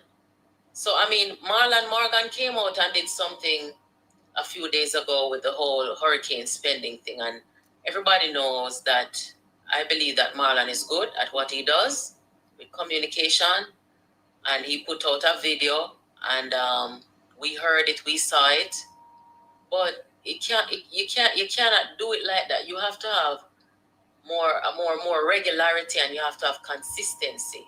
You know, Marlon is in the Senate, he's doing his thing in the education ministry and stuff like that. I don't know who they're going to have for their press secretary, but they are desperately in need of a press secretary. Because you see the last election, if it wasn't for people like me and others who are out here spreading truth and fighting against this culture of lies and defamation in the politics, the JLP probably would have lost, you know, right? So hold on, Natalie. Say that again. If in the last general election, had it not been for the content creators and bloggers out here like myself, the JLP probably would have lost the fight against disinformation because of their way of communication. What are you saying to me? Yes, so going into the next election now, I thought that they would have learned that even though we are out here doing what we do, that the first line of defense against disinformation should be coming from the government, which is a press secretary that functions like we do here in the US, right? Where you have the press secretary before the press every day. That's just what you have to do. There's no going around it. And in this day of information, Natalie, where information travels like the speed of light, you just can't afford for the night, the sun to come down on an information that came out this morning. You just have to address it immediately. Correct? By the time social media don't run gone with that, you cannot play catch up. That's just the way it is today. And then too, you have the mainstream media where you have some of them who play politics. So how do you plan on dealing with that? You understand what I'm saying? Yeah, so they have to get it together, or else this what they're doing with communication, it's not sustainable for the long term. Yeah. Do you think that this hate campaign, Natalie, would have hurt the cause of the government? And also, as you answer that, tell me, what impact do you think the current rising cost of living across the world and also in Jamaica is going to have on the government? Governments are normally blamed for these things. I see in Jamaica, the taxi drivers are about to get an increase. Fares are going to go up. We can't avoid it. The prices are up at the pump. Grocery prices are up. What impact do you think it is having on governments across the world? Well, at this time, you're right that, people often blame governments for, increased or high cost of living. Sometimes you have situations where, yes, it is the fault of governments. But in this time that we're living in, it is no fault of the government of Jamaica. You see what is going on around the world. It's a global thing. Yes. Yes, I filled up my vehicle and it cost me $60 just to fill it up with gas. So, Jamaicans are intelligent people. For the most part, the voters are intelligent. We're living in a time where we have social media, where we're all connected. So we're all seeing what's going on around the world. So the cost of living in Jamaica, the Jamaican people will understand that it is no fault of ours. And it is a global phenomenon right now. And yeah, you have people are just doing the best that they can. People are trying to open up whatever other stream of income they can. They're trying to upskill themselves, switch careers, go back to school, things like that. So it's just a new way of the world. Yeah. Natalie, what a great conversation we've had this evening. Want to thank you so much. And of course, your Jamaica Politics Uncovered on YouTube. You're on YouTube. Yes, Jamaica Politics Uncovered 2.0 on YouTube. Mm-hmm. Well, fantastic, Natalie. Well, really, really nice talking to you. Congratulations on all your achievements. And I see you're on the cover of the world's most famous magazines. Is that right? Yes. By the way, I see you taking off on Nekeisha Burchell's again in your nice suit. What a fantastic actor you are. Have a good evening, guys. Great talking to you, Natalie. Take care of yourself and best wishes. You hear? Yes, thank you. You must come back soon. I will. All right, great. What a fantastic young lady that is. Natalie from Jamaica Politics, uncovered, spending some time with us here on the Hello Neighbour Show, this Sunday edition.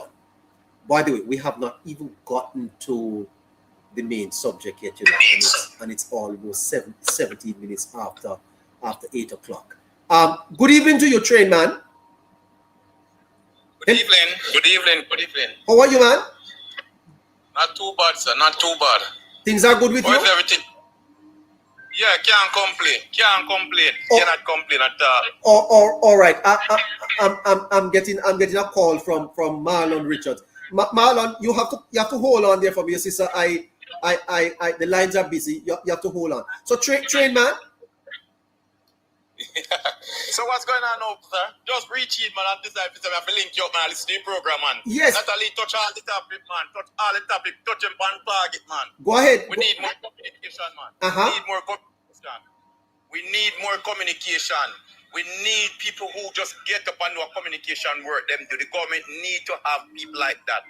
Just get up and know that's their work. Information, research, communication. Because let me tell you something. The government print a book in election. Two book? I think it's two book. Yes. With them achievement. And you cannot hear the PMP rebuttal it. They can't contest it. Can't contest it. I don't care what them talk. You never hear them talk about the book. They are in the book. So, we need people who just spin those book leaves during the week. So when a person comes to the press conference, we are spin the book leaf. We say, do you remember this? Do you see this? Why don't you go publish it? We're going to ask the media. I don't hear you speak nothing about this in the media. What is wrong? Why you don't talk about it? I'm giving you something that you come to a press conference. Go speak about this. Yes. You understand me? So, without the government doing that, before daylight out, what lie these people tell upon the government and tell upon Jamaica? They don't care enough. What is wrong with Mark Golding TV man? Why is Golding behaving like this? Listen to me, man.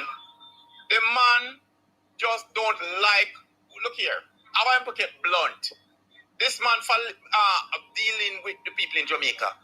But the class of people, the lower class of people, the man not interested, man, just walking on their head to get where he want to go.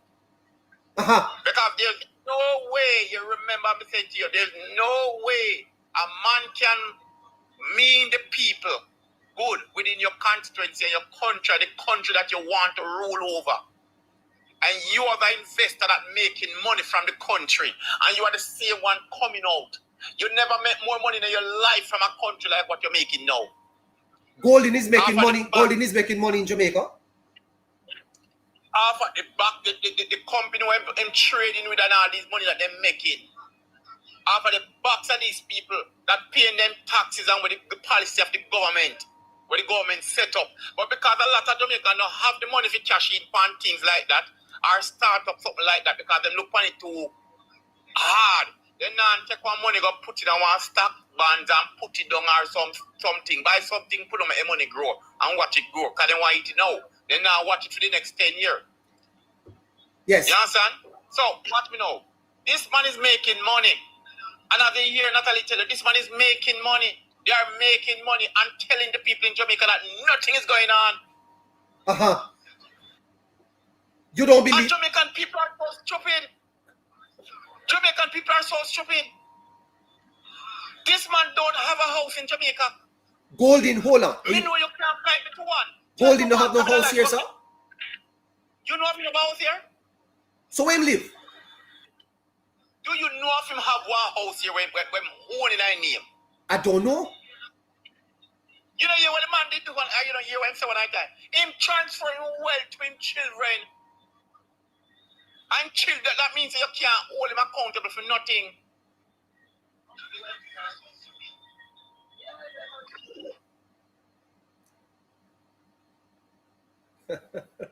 we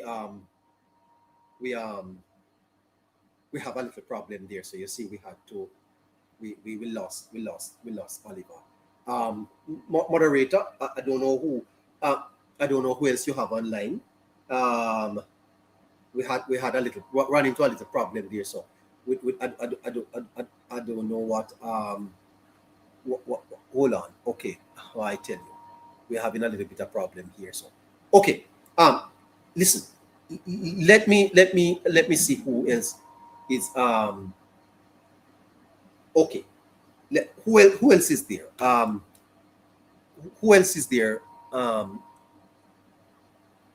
Let me see if I can pick up member Harris. Member Harry. Member? Mr. President. Member Harry, how you doing? Not too bad in a neighbor, not too bad. Oh God, I'm telling you, the gentleman here, that I can't take a call. Mr. Marlon, I can't take a call now. You have to get on TikTok. You hear?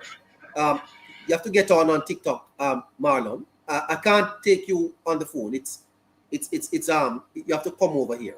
So member, what's on your mind, sir? Well, I was just listening in a neighbor, hearing the discussion and all, hearing the perspectives of Natalie, as well as, taking a look in terms of what's happening in the chats. Yeah. But I see the little storm regarding Nekeisha Burchell going around, giving her another 15 minutes worth of fame. I can tell you this, she's working very hard to get those 15 minutes in a neighbor. But it's going to be very short-lived. I think what you need to understand is that many females, and this is not to play the oppression and sexist game, but many females have fought hard to be in Parliament, right? And there are different ways to fight, so I won't get into that. That's the point Cuthbert was making. Right. And what she's doing is she's giving the general public a reason to say, this is why we never see much woman in governance before. We rather them being within the administrative borders. And it's not a beautiful look, they would say a day in sports.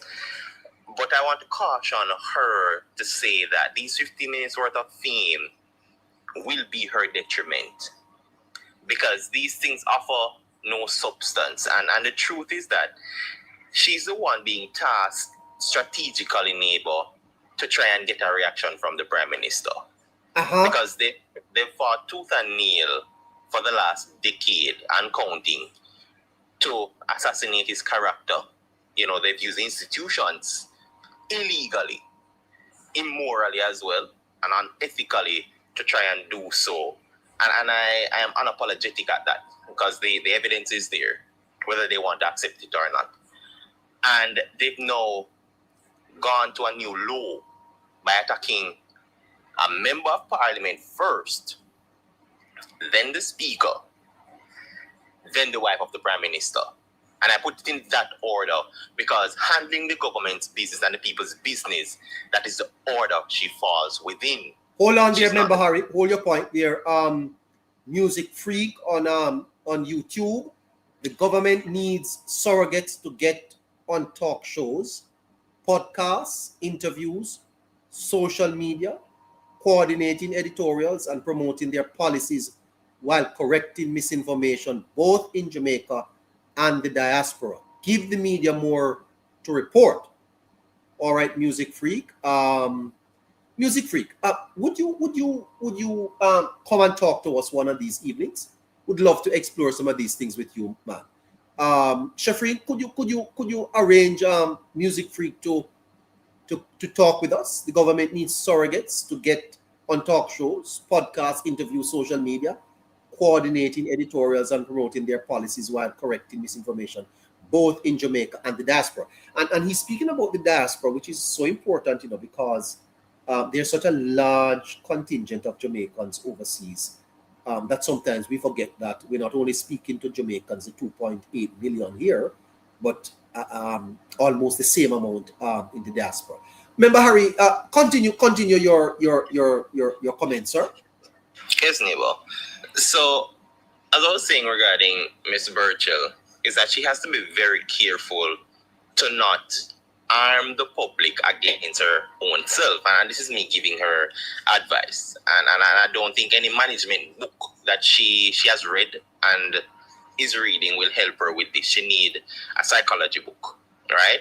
One to understand what it means to lead people to the quote-unquote promised land, to empowerment, to advance. What she's doing is trying to tear down a fellow woman, right? In the attempt to try and usurp that woman who is technically her senior in terms of experience in parliament and governance, right?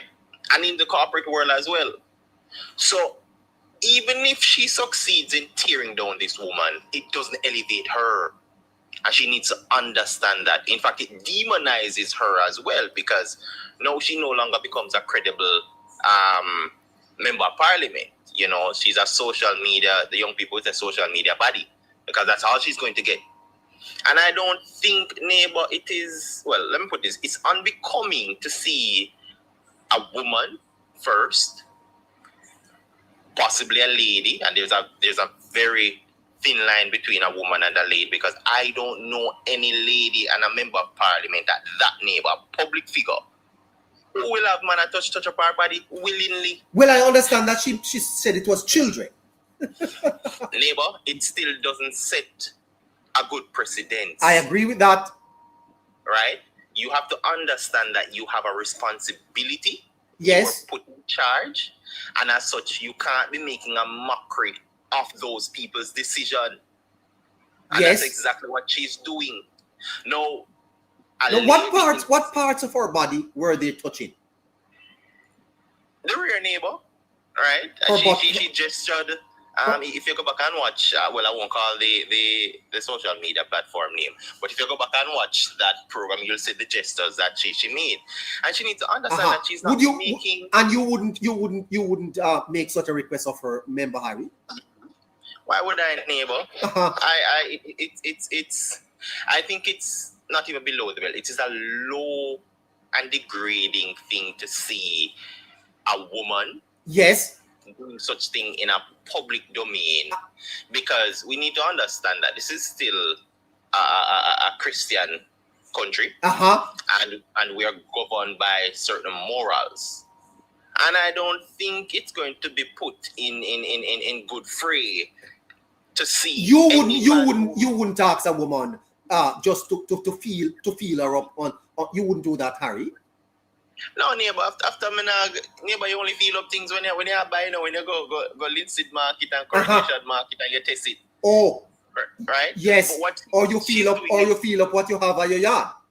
Exactly. But what she's doing now is sexualizing women. Oh my goodness. And that is something women have always been, cussing the corporate world about it. When I see the ads and so on, neighbor. Yes. It's a certain shape, it's a certain look, all of that, neighbor. I challenge you, if you watch some World Cup this year, and it's going to seem as if all beautiful ladies go watch the game, because it is advertisement. Now, Nekeisha Burchell is advertising. I don't know if whatever she's selling. Oh my goodness!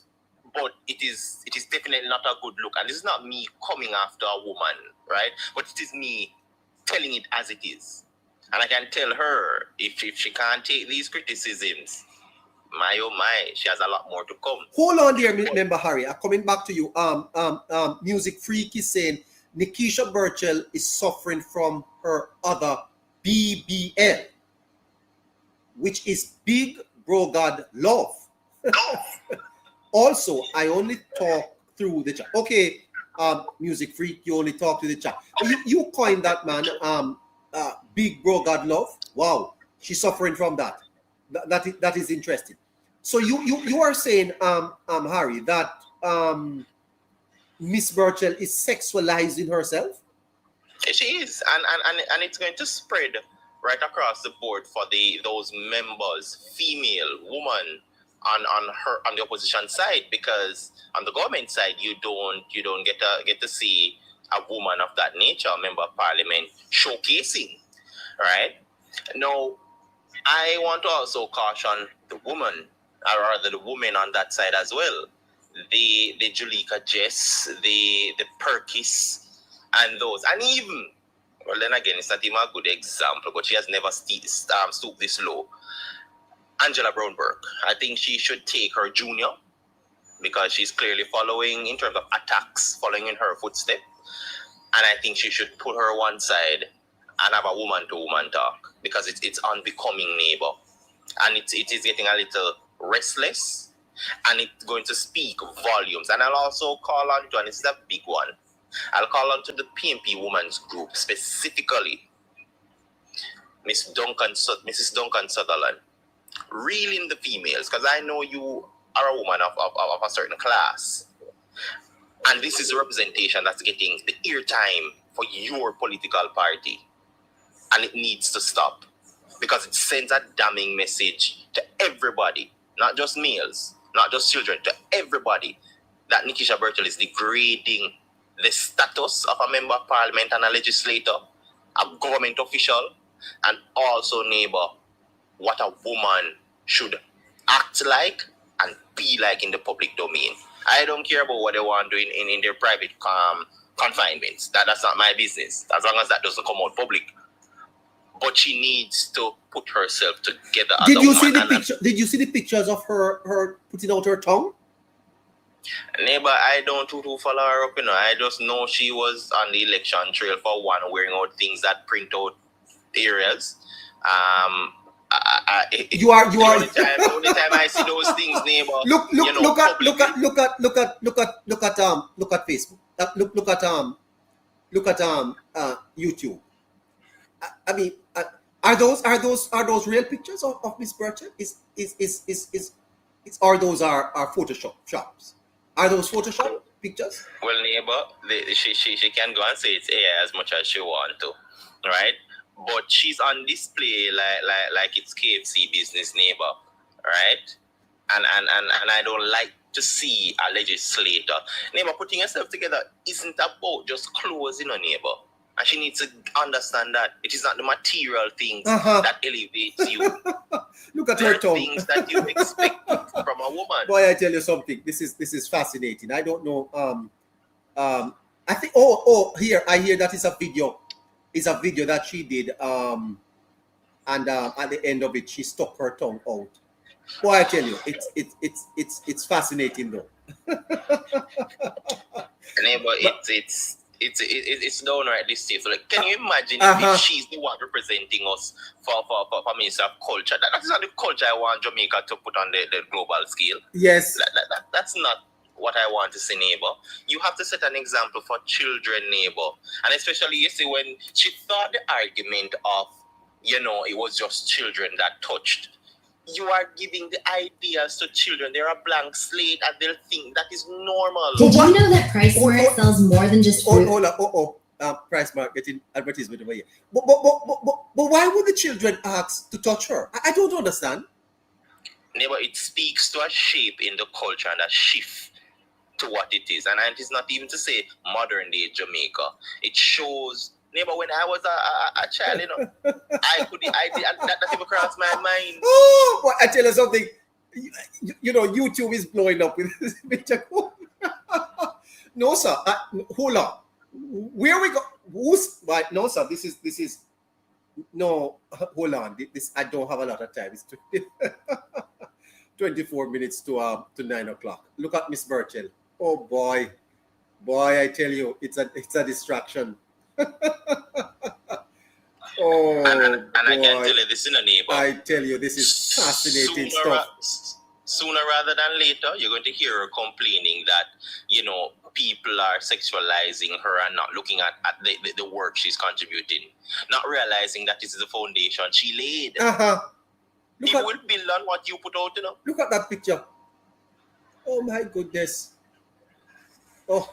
But But I want to move it along, neighbor, to the the FLA issue and Mark Golding about tabling the report in the Parliament. So they utilized the Ian Hales issue from 2017, similar but not the same issue, because Ian Hales was the one who took it to court. So on those measures, whether or not he wanted it was neither here nor there. No, back then I'd say the Parliament got it wrong, because it took so long before it was tabled, neighbor, that this man got re-elected when he shouldn't have been a candidate. So that was a blunder there. But the difference here is that from what I know and what I hear, neighbor, is that the FLA has put together an argument around specific information. And in order for them to take that stance and posit that to the court, if that report is tabled prematurely, it hurts that argument, right? And it is a very serious one that, from what I hear, neighbor, I won't say where, that they're putting forward. Now, a government cannot weaken or disarm an institution because they think they want to know everything put out to the public. There are certain things you let run its course before you table it. And that is why the FLA has filed for the court to try and ensure that it doesn't put out to Parliament. Whether they can, that is left to be seen. There's no law per se governing around that. But you don't do that if you want a fair trial, neighbor. Right? And it goes not just for an institution, but even for individuals. It would not look right to see that you want accountability, you want fairness, and you want transparency, but at the end of the day, you're going to sabotage an institution because you want to score political points. That's not how democracy works. Democracy doesn't facilitate that stupidity that Mark Golding is asking for, and he knows. And it's also a distraction tactic, neighbor. A lot is happening, right? Even his certification is up in air still. Who is that? Golding? Mark Golding. And he needs something to take away that pressure off him. Neighbor, it's scampering to get headlines, That's all they're doing. There's no real substance behind it. It's who can make the loudest noise right now and distract the people of Jamaica. But I want the government to ensure that they stay on track. I want to specifically say to the Jamaica Labour Party bloggers, this is a message for them. Do not follow the noise. Do not run down every so-called hype story that the mass media is putting out. Stick to the course, stick to your agenda.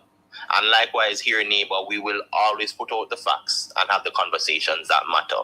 Right? But it was a very good week, I would say, in terms of if people is looking for news, neighbor. But we need to also ensure that the people of Jamaica, specifically in the diaspora, get the facts, get the true information and the source. And of course, we are one of the best. I don't want to call us talk show, but podcast, politics plus a network, neighbor. Yes. In the social media space that does that. But I love the fact that in both houses, neighbor, upper and lower house, the Senate and Parliament, put their foot down on the matter. And ensure that Mark Golding doesn't just come and blow things up in the air and get away with it. Because like I said, he is scampering for news as much as possible so that the heat can be taken from him. Hold on for me, Harry. Hello, TV man, you back? Yeah, man. Yes, man. Yeah, man. Hold on. Yeah, go ahead. Yes. Never. Well, listen to this report. This report thing that I hear everybody talking about. This report is. What this report is all about. What report? With what they need to be released or to be talked about in Parliament. Oh, there is a report from the Integrity Commission on the Firearm Licensing Authority. The Integrity Commission does these reports on government members of Parliament, etc. So they have done a report on the Firearms Licensing Authority and they have sent it to the Parliament. But the firearm licensing authority have filed an action in the court against the report or sections of the report. And as a result of that, the Parliament is saying that they can't table the report yet because the matter is what they call sub judice. That means that it is before the court. The opposition is saying that it must be tabled. And if it don't table by Tuesday, they're going to court. All right, Neighbor. You see how I try to get this thing, like how we're supposed to get it, make people to understand. That's why I said these media, these meeting people are called media. They don't explain nothing like this, you know. You listen what you explained a while ago, that the IC do an investigation or whatever they do, a thing that they normal do, a year time. On the IC for many times. So then it's up on the table now. So we're saying to you now, did they say that's fine and to hold up here shooting and gun after somebody? No. No, that's what I just want to know. Did you say any of the government member thief and gun and tell it to somebody? Not at all. Did they say any one of the government member give somebody one gun license illegal? No, but I don't know what is in the report. Nor should Mr. Goldie. Right. So this is what we are trying to make Jamaican people understand now. When these people come to the Parliament and are wrong about a report, they will make it look like the government chief something and hide it there. And when the government member sell somebody one gun license, where then they forget, like how Mr. Bunting did do, where then give license to other people when they were qualified to get the gun license at the time. So,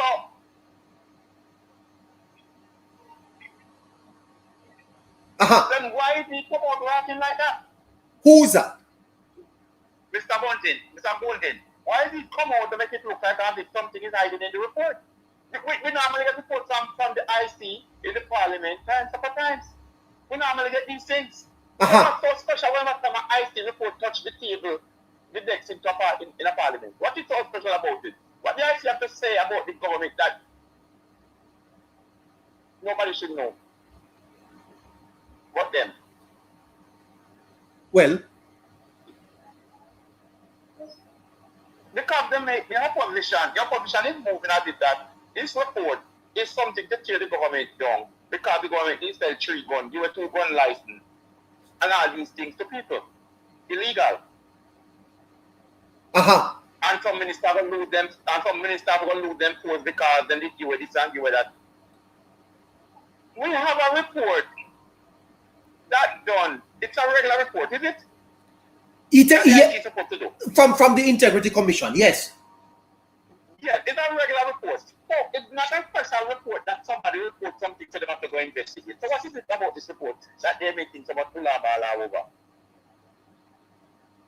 Well, we shall, Tuesday's Parliament, we shall hear what they. I don't think the report is going to be tabled, by the way, because the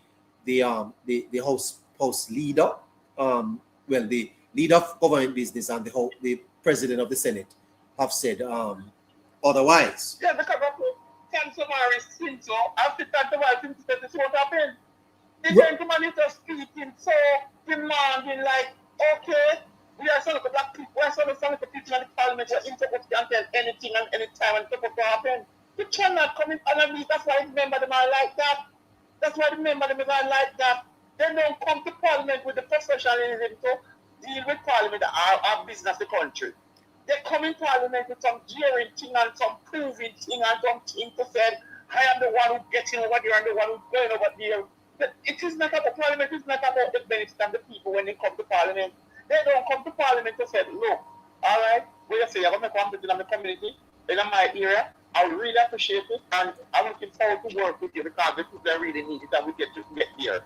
You're not saying, okay, then, but you're saying that we need to move away from the manner. Listeners, please tap the screen and repost the live, please. There's nothing like that. These people don't come to Parliament like that. These people come to Parliament like them as a ammunition or what they are trying to take the government because they just want to say, oh, they're going to hang them in the Parliament. It's like before they come to Parliament, it's like they discuss it. Oh, what's when the girl when we go over there today? You want to be on that girl when we go in there today? I'm going to put her in our place. So you deal with that one person, you're going to deal with that one over there for the card, you're going to make sure put in them place. These people come to Parliament with vengeance and quarrelism and this ignorance thing. Then they come to Parliament to say, let's work together and build a country. Then they come to Parliament to say, all right, the things that you have to do around to get it. Look from the look, all right. Look from when we're supposed to move away from this monarchy. Look from when we're supposed to put the paper right and get the window right with the monarchy thing and get the thing and so we can we go to this and we go to that court appeal, whatever we need to go see or what. You know this and just go along for it like a them and the government and yesterday want to go and them now do it unless they now get to the way. And yesterday they come to serve people. And these people voting for you like as if that they might get every each time. So what's why you come to serve the people? Because something is going to happen that all of us will benefit. Not personally, all of us will benefit. How you come to all our point and then you are the government. I know you are the government that is here. I know you are run the country in charge to make the final division. Why is it that you come now and say you're not doing it unless? You're not doing it unless.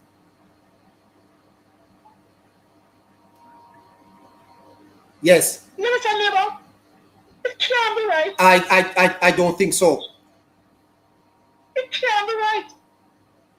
Because if I'm the government and I take you on board and said, look, this needs to have consensus between both of us.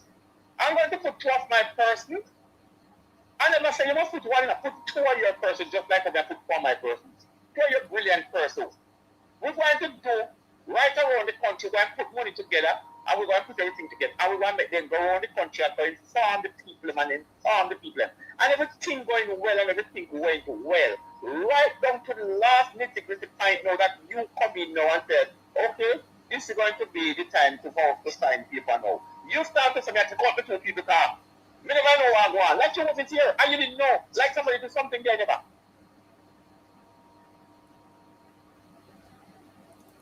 Yes, sir. Yes, sir. This opposition, you know what I believe, this is what I believe, neighbor.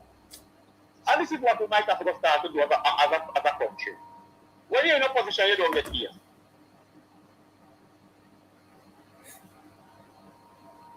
You don't pay the opposition. Don't pay you. No, one thing I put over there, you don't get here. Because if you're not working to build the country, you don't need to get here. They do more fight down, more tear down, more boom bang, more than what they should do. It's like they just want to make a channel on their own country. Then if you get to roll over, what do you want? To burn it down and then roll over their shit? Is that where we're going now? Burn it down and roll over their shit. Because if everything they try to do, if it's not a publicity, they try to make a publicity of everything. Them trying to then you try to embarrass the government in everything. You try to, this is not the way you try to get power. Then who is the voters? The voters are not come and just say no, say, then I'm sending a parliament to go lobby for me. I know how the time is going to parliament to make me a night and make me a foolish and talk politics. Then when they come back to me, I'm supposed to have the power to know something I send you back. Yes. The power is within my finger for the 5 years you are there. Because if I send you in parliament and you keep, no matter what, I've heard Andrew Holness come out and said, look, I don't want nobody to talk anything about the PMP. I hear him from platform talking say that he don't want anybody to talk anything bad.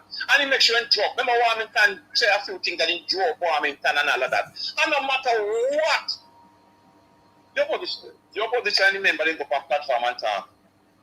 They're not draw them up. And this is the question they ask.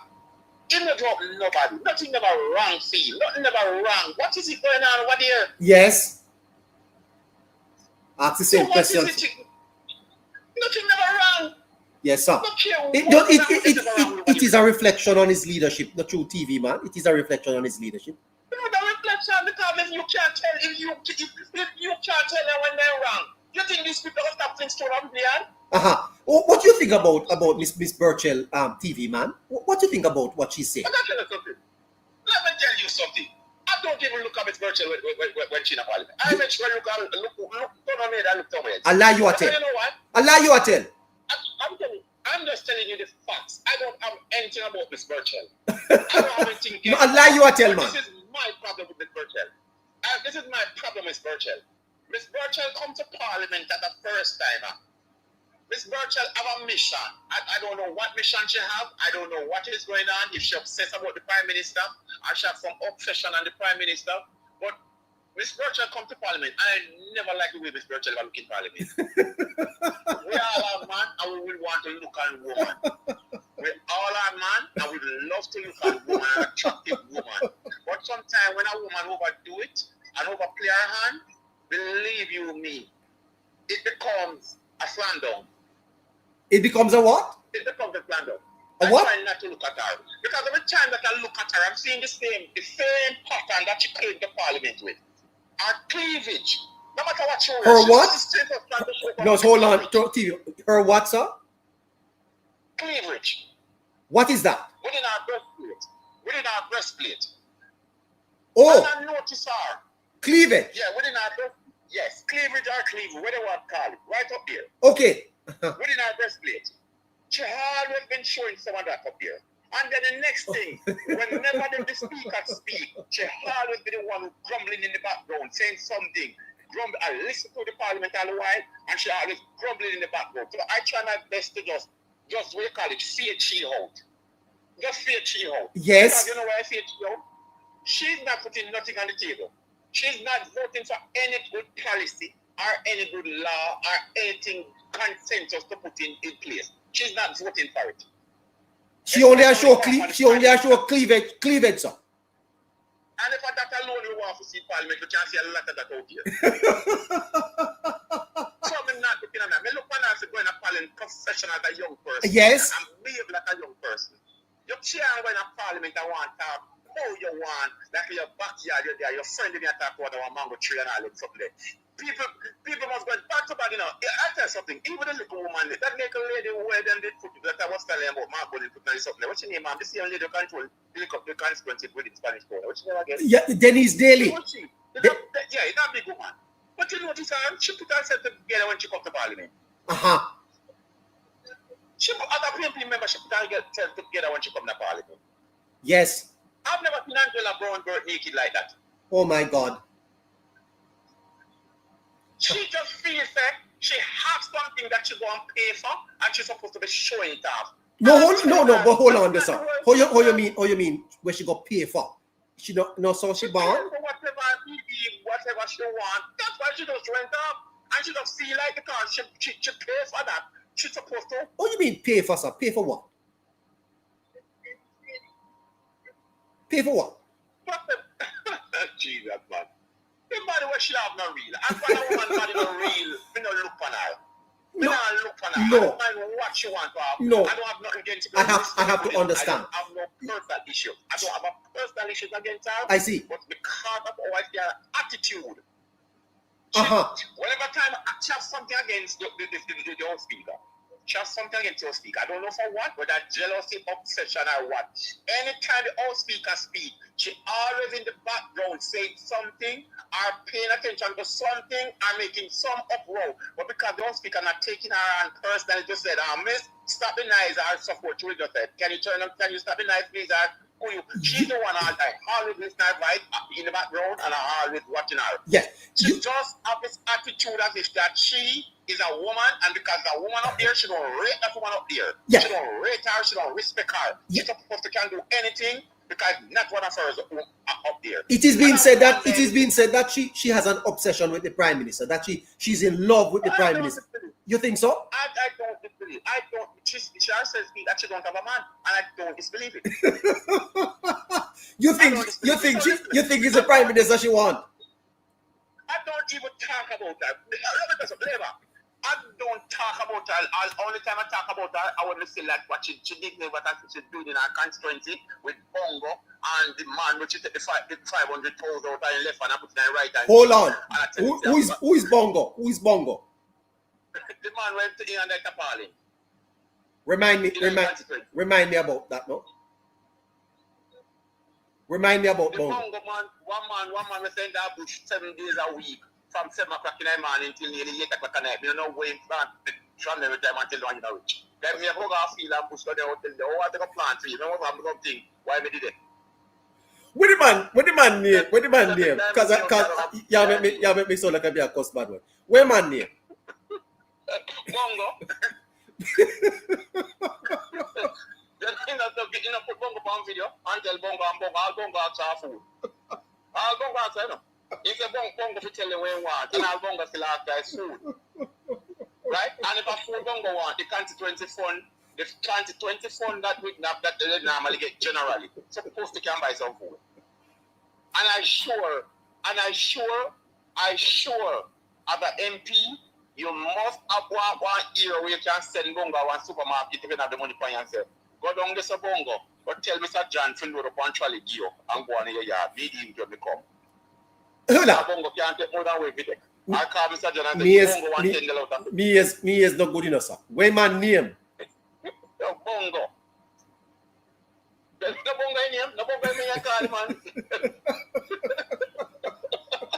You know, no, you're Bongo. Bongo me.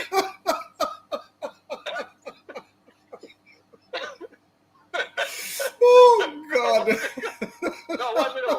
People are saying, Bongo, when I shot them in nearby, shot them because she had the MP for the area. I mean, no, she must have friends like people who know her like that, who willing to credit her till she come to have her car, them panel, they don't take care of her, she don't have cash. So she put simple car Bongo, because Bongo say, all you want are food. So car Bongo, it's Bongo. Space a minimum. Yes. I'm making get some food and carry my contract. What Bongo not going to put driving her car? By the way, you said there is somebody there who collect $500,000. Yes. Yes, they come and collect $500,000. You know, in food, we talk about it the other night, and it's hard to believe. This is come and collect $500,000. You have a site, I'm going to the food. You have a site here with one check. You sign your check a week before. And you make this, when you go to collect your check, you make this lady Kia, you go collect the check.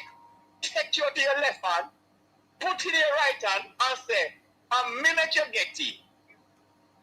And you name the panic check. So I mean, when I turn around and say, but mistress, my name is on this check. I don't want to get married, I will have the name panic supposed to eat it. So that's what we try to show the level of people who these people have to deal with. That's what they can't tell them anything what the government and then believe. That's why the government need a good press conference. Because these people can't tell these people anything but the government and then believe. Yes. I don't know how people in your deal. Yes. So what about Bongo? Sorry. Bongo. What Bongo? Bongo. Yeah. When plant a bush? That's what I'm saying. What he's planting? Can you tell me at 7 o'clock in the morning? Oh, I run that video, them. I run back the video, but the people I did not hear this. I didn't hear the story at all. He's a Bongo man. I run video, man.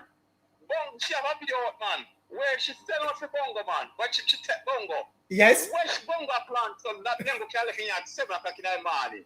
And come at nearly 8 o'clock in the night. And she expect the government work of his camp out the road and wait for Bongo till Bongo come. And maybe go a Bongo bush. And she had the MP where she could simple take Bongo name. Yes. And drive Bongo down to the nice office and make Bongo sign up and carry out the fine bush.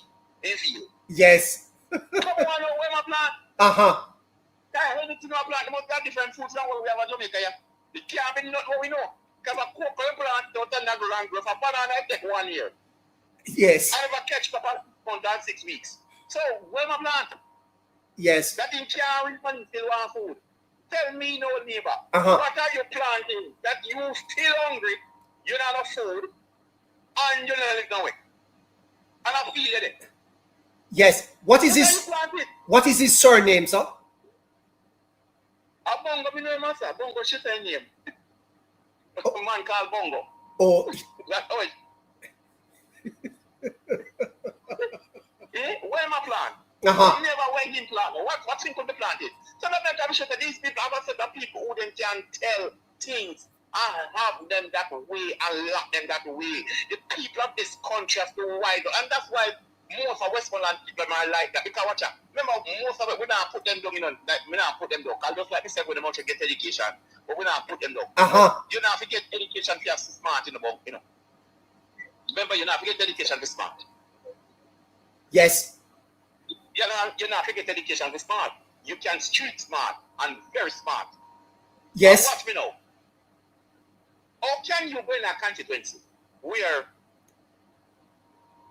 people were there giving you something, doing things for you where you're in there for 30 years and you don't get nothing? And now when people come in there and give you something, those are the same people your turn gets. We're ended up in a left over one of the place where same set of people reject him. Remember they reject Nathan Camille Sentan, you know? Yes. And him left and come down there. So that means they are looking at people like them fool, because they are the fools that the people so we can't go around and do anything to me. Because they're fool. Anything you're telling them, just move with it. You mean you? I want to miss what happened. Just one level of foolishness all these people that didn't be that. Me over some in a freak out, me over some in a wash my car, my clothes, and nothing. And I see a thing and throw me out of the house and now finish. And then no one take me in. I'm in a wash clothes, neither I'll be doing that already, I'm in a wash some clothes. I'm in a beer. So what I like it with nastiness? Don't tell me no. You don't see these people now think. Let me tell something with PMP people, neighbor. What me realize with them? And them make this country hard, so. The PNP make the country hard, sir? Yes. Especially voters. PNP voters. Yes. Make the country hard. Let them, right. And they make the country hard. Because look here. Anywhere a Labourite MP that perform and now live up in a bargain, the people them about to shoot them out. That's been out. But you don't have to do nothing for PMP voters. Who you mean you don't have to do nothing? You don't have to do nothing, neighbor. Neighbor, don't just in your PMP court and cuss PMP and cuss them and cuss them and cuss them and class them and disrespect them in more fear. After that, now watch your watching time come. All into a send one of the PMP fee. You don't have to do nothing as a PNP MP. You don't have to do nothing. What you saying to me? All right. All long we come at Neil down at Westmoreland. Yes. How long him to down there? Well, quite a while. When put up down there? I don't know, sir. I have never been into his constituency. No, but we need to see something put up and can serve the people that the next generation can go listen it and serve the people. What about Bobby Pickersgill? Bobby Pickersgill. When put up, I didn't see any control. We didn't link to there, right? Yes, sir. I went over there. Yes. Bus 2 tire. And road bad. Market. Not even market. That means dead man coming. Not even market when they linked it. What you saying to me? I remember saying when Lindsay didn't have more than those people who spend no market, but show them that you have a hand. I said, they carry your Aki go to Lindsay market, not a quati was sell. You know, show them everything I'm wrong and that's about it. Just sell like a downtown, that's how they run. I mean, ask you. How long he was there? Telling me I'm chairman for life. Yes. How long he was there? PMP no hold them people accountable. And the PMP no hold them people accountable. Every MP will come now and hear that to fix up the era. So if another MP will come and take it after him, he must do something and fix up. Look in St. Mary. What are they doing in St. Mary? Central St. Mary. Tell us about that. You know anything done over there? Central St. Mary done in Central St. Mary. Every day me ask you tell me what them do. Nobody can show what them do. But it's a strong PNP seat, sir.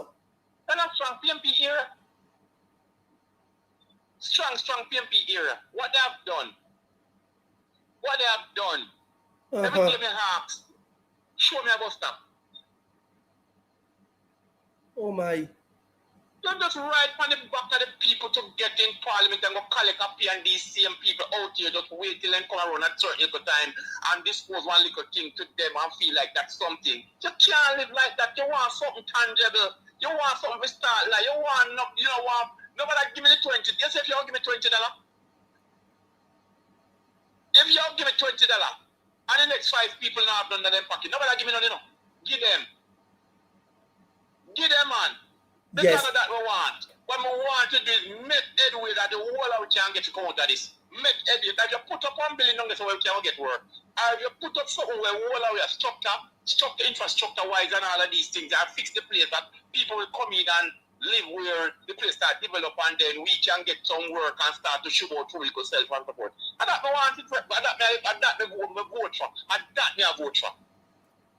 Yes. Vote me a vote when we want the people to come develop the area and develop what is right. Just like when we see Prime Minister develop the country and develop and do what we can do. Yes. I bet you don't want $1 billion with Prime Minister make. I bet you don't take tractor going up the road when on the road. Then I do it. Can't tell me the bill. I just there. Yes. And up here then cut him. Him now go get in rows now. Anytime you see left Parliament and you see them make a review of government and all of these things, and when they go call for being dead, and when they're dead, and when you hear man dying for him funeral, and when people going to give the tribute, you go hear, and I tell you what I said, what we doing, bro? And then the media don't highlight nothing. We don't have the media. You don't have the media where do research to educate the young youth. That's what the youth then don't say the general knowledge. Yes. That's what the youth then don't say the general knowledge. Look at the media that not educate the youth them in general knowledge. The youth them they away from there going to school challenge quiz and then go sports thing on TV to you. What else then do? What else is it here? Huh. Wow. Well, the media do not to help Jamaica. Right now, the media do not to help Jamaica. The media take out when one. They will have a change of sentence like Prime Minister said, Ardiana Maris said, and put in what they want. If they go to a press conference, they will listen to them change one statement and 4 seconds of the out, I take you out and put in what they want and then play what they want it. So officer socialist there. And also she did because they put it for them what they want it. Okay, the media not carry on them the way they and not get so feet. Yes, sir. The people they're not accurate. So the youth them are gonna learn. First you ask him, who is the finance minister? You ask him. You might know why prime minister, but if you ask him, who are finance minister or who are the health minister? Who are the health minister? They must definitely do agriculture and trust that you go agriculture to really know certain things. And then we have another thing when it comes up on agriculture, the rather people them, hey, go tell something. Let me tell something. I just said to you now. I'm going to say this as a broad, as a take a paintbrush and paint it so broad. Yes, when it come up on government resource. Yes, sir. Government resource 3/4 waste and don't go to the people. Or just a little quarter share. I don't say that to you. They rather see it spoil. They rather see it spoil. You have some people working at government service, nurses, doctor, police, and some people and all of this. They rather it's one of them is worse than the political. They rather mash you up, dash you with tape on your workplace. And throw the garbage man. After one another and write up people like one people to get one another one. Yes. Well, TV man, I'm gonna have to run leave you tonight, you know. Yeah man, so that I show that these people they be too political and that whole back the country that earth way and then we see one of them pay the price of that the supermarket are anywhere feet. And I realize it. Yes. Yes. We need to move away from this political tribalism thing and know that we reward people for them work that them do. Because if we go work and we don't work, we can't get paid. So I see if we should look on them at. Yes. I'm gonna go with a fat salary. A year time. And you are defend that man without care when I don't see you. That work, neighbor. Neighbor, there's so much to talk about in this country. Yeah, I agree. Yes. There's so much to talk about. If there's a position to pull them weight and stop turn the people and get each other. Stop turn the people and get each other. Make the people live as one. So stop turning people against each other, make people live as one, and stop coming to Parliament and show like you demand power, you have power, and you are running the country, and you say, and you don't want to respect the rules and all of that. Then you respect, and then when you do, you come out with some narrative on TV, you talk about, just like when we see the other one, you come out with that quick thing, the other day on TV, I say, when I talk about 1.2 million, what do you name the finance minister, the opposition finance minister there? Come on, do that on TV like you're campaigning, like a campaign with all the orange back of you, a campaign at about 2.8 million. So look, you have everything in a one day. And a hurricane hanging over our head, and we take you tomorrow if one blow. So you want to tell the government go bar and beg other people then. That's what you say, go beg again, can't come do it. Because we know everything with like it. And that's good for you. The country's running like your home, like a business. You never feel like food rotation pan. Tomorrow you have to beg people if you not the money. That's right. So make some stay, man. Make some stay, man. No matter follow the opposition, man. No one follow the opposition about money. In government give you 78 billion.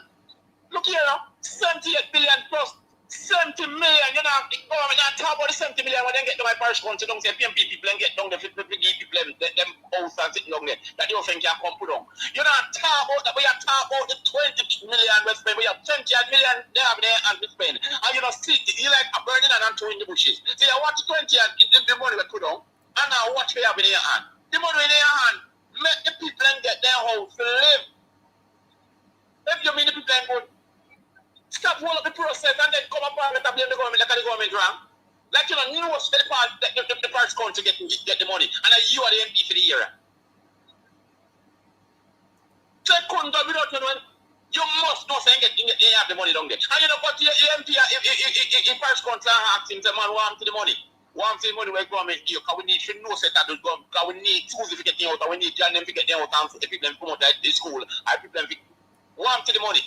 You don't talk about that the money, you come up Parliament and complain about sitting where you're rich in our head. So when you're near me now, where you come to beg again?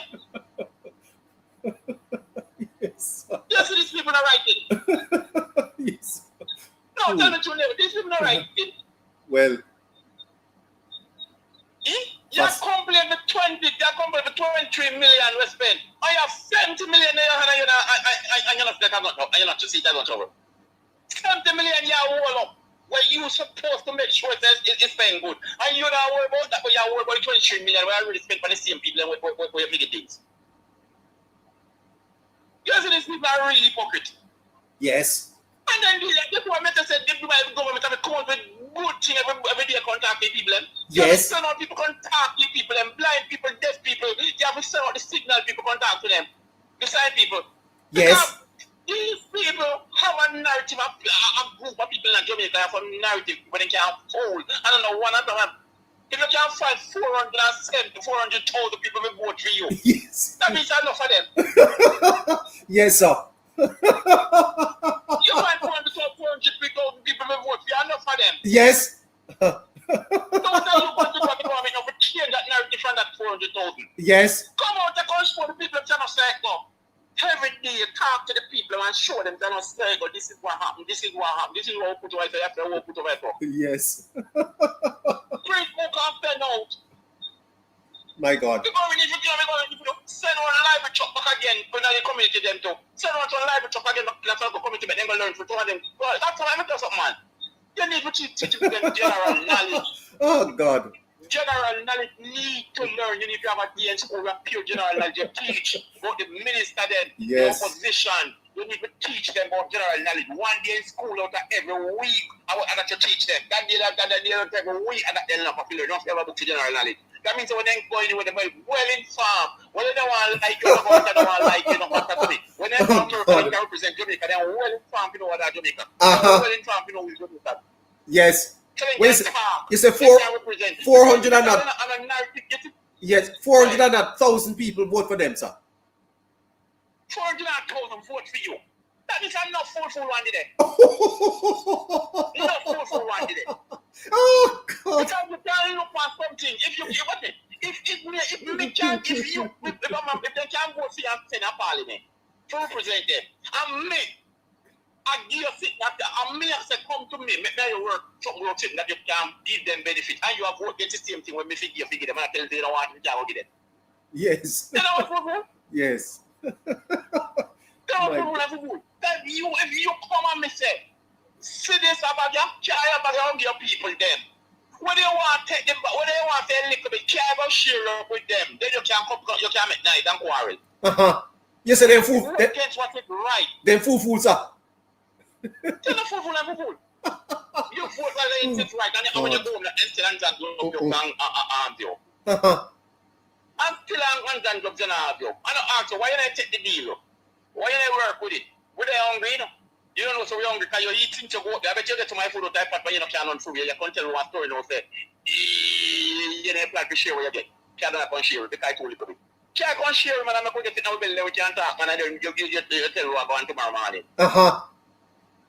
70 million in your hand, you're not believe the people them. And the people them not come and demonstrate for your feet. Well, you should be like fool. Yes. 70 million to give them a house. And you get 500,000, you get 250,000, you have 200, 300,000 all the money there. And 70 million in your hand to build house, get them. And then you come demonstrate my parish council tomorrow morning and make up night and say, man, you go and then give them money. We are all up. We need to know where you are about this. Yes. Put politics aside and talk for your money, for your right. Put politics aside because these people are going to take your kid and they're going to put politics aside. Eh? Put politics aside. I want to go to my parish council tomorrow morning as people. But demonstrate for the money. But demonstrate for the house. That governor house, stay there. How are you proud of? And the parish council, I want to put on the demonstrate. And stop. But this man come up and come to look like I go to tell like Pauno. Apart from them. Eh? No, you saw me at money, man. These people are listening radio. Yes. And these people have got them. You're people me, neighbor. You know when two people run, you don't find even a couple people rush, especially when them are like a meat. But then after I get up in the orange. You know say just run past one friend and run to one place. So yeah, I got them down there, I can carry on to sit and down up the road. And then gone. Then got up one to school, go and congregate. And then got all one meet. And when they go about, nobody talking about the objective. Say if you get the 70 million over there, or if you get off. Yes. Right? Yeah. What I'm talking about is, well, to eat them, eat the people, them, get against them, go up against them, because them is this and that. Okay, your people touch you against your own brother and sister because I say something different. Then if them never say something different, what's the harm to Jamaica? Did I mean them like Cuba? How we can't say the same thing? I'm glad how we not say the same thing. Because we could get it right when we're saying it. Yes. So I'm saying to the people, go down at the parish council and over and go demonstrate for no money on no house tomorrow morning because 70 million down there and this man want to get no house. Because I already don't want to get nothing 3 years in the parliament down there. Then now I couldn't get nothing. We don't make a mistake. Not sit down there and make a mistake and we not get no money. You said the people made a mistake, sir. They make a mistake down there. Promote them in the power down there. Then if somebody rejects you somewhere else, how can a bad good get selected on the line? You're saying Dayton Campbell should not have been elected, eh? Dayton Campbell should never elected back. Dayton Campbell now. If you go and ask these people now, between here and here, and this one they call me when me hear man talk about a go-go in charge down there. Let me shut up the machine. Who carry go-go?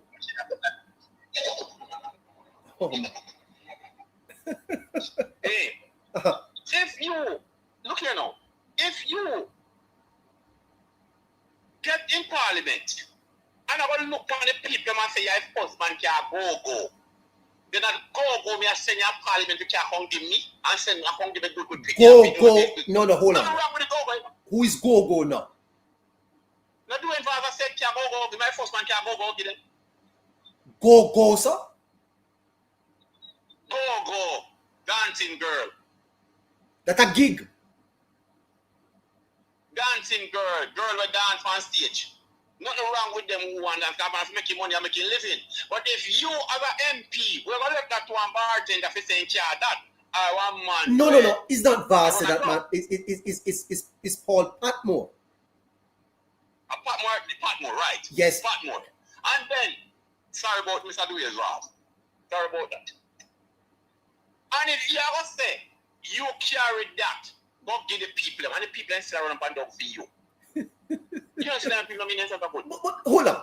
But go is girls. Go is girls. Is it girls? Uh-huh. Why they call him go, sir? You know why they call him go? Why they call him? Keep moving one night, keep going. I just figure money, that's why they call him go. Oh, because they keep because they keep going. Going night, them they dance. So I figure money, that's where the name come from, go. Oh, I just think that's where the name come from. Analyze that name from. You know what I mean? I see. So well, these people, neighbor, them need to look at their life. Yes. They need to see the people we are looking out for them. For the few weeks, for the 4 years, the 4 years, I saw some of the MP or 5 years, where the MP then take over down there. They start to get road. They start to get water. They start to get things they never get before. Yes. And you still go against a man like that. You still people not think.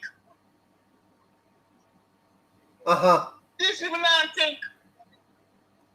And that's a neighbor right and now. I didn't know that a man so that a man say he brought go to give the people them, sir.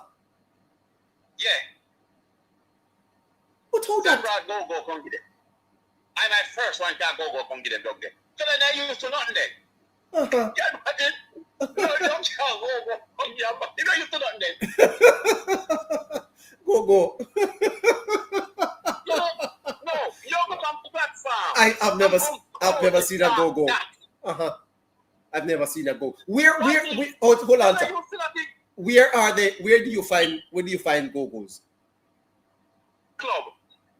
Club. Yes. You got club. You know them club? Where them have them pull them wind up and climb up and all them something and do them and do and dance. You know what I mean? I have no idea. That is people dance bad on your body. Yes. Some of them just do it because So they like they dance on poles, sir.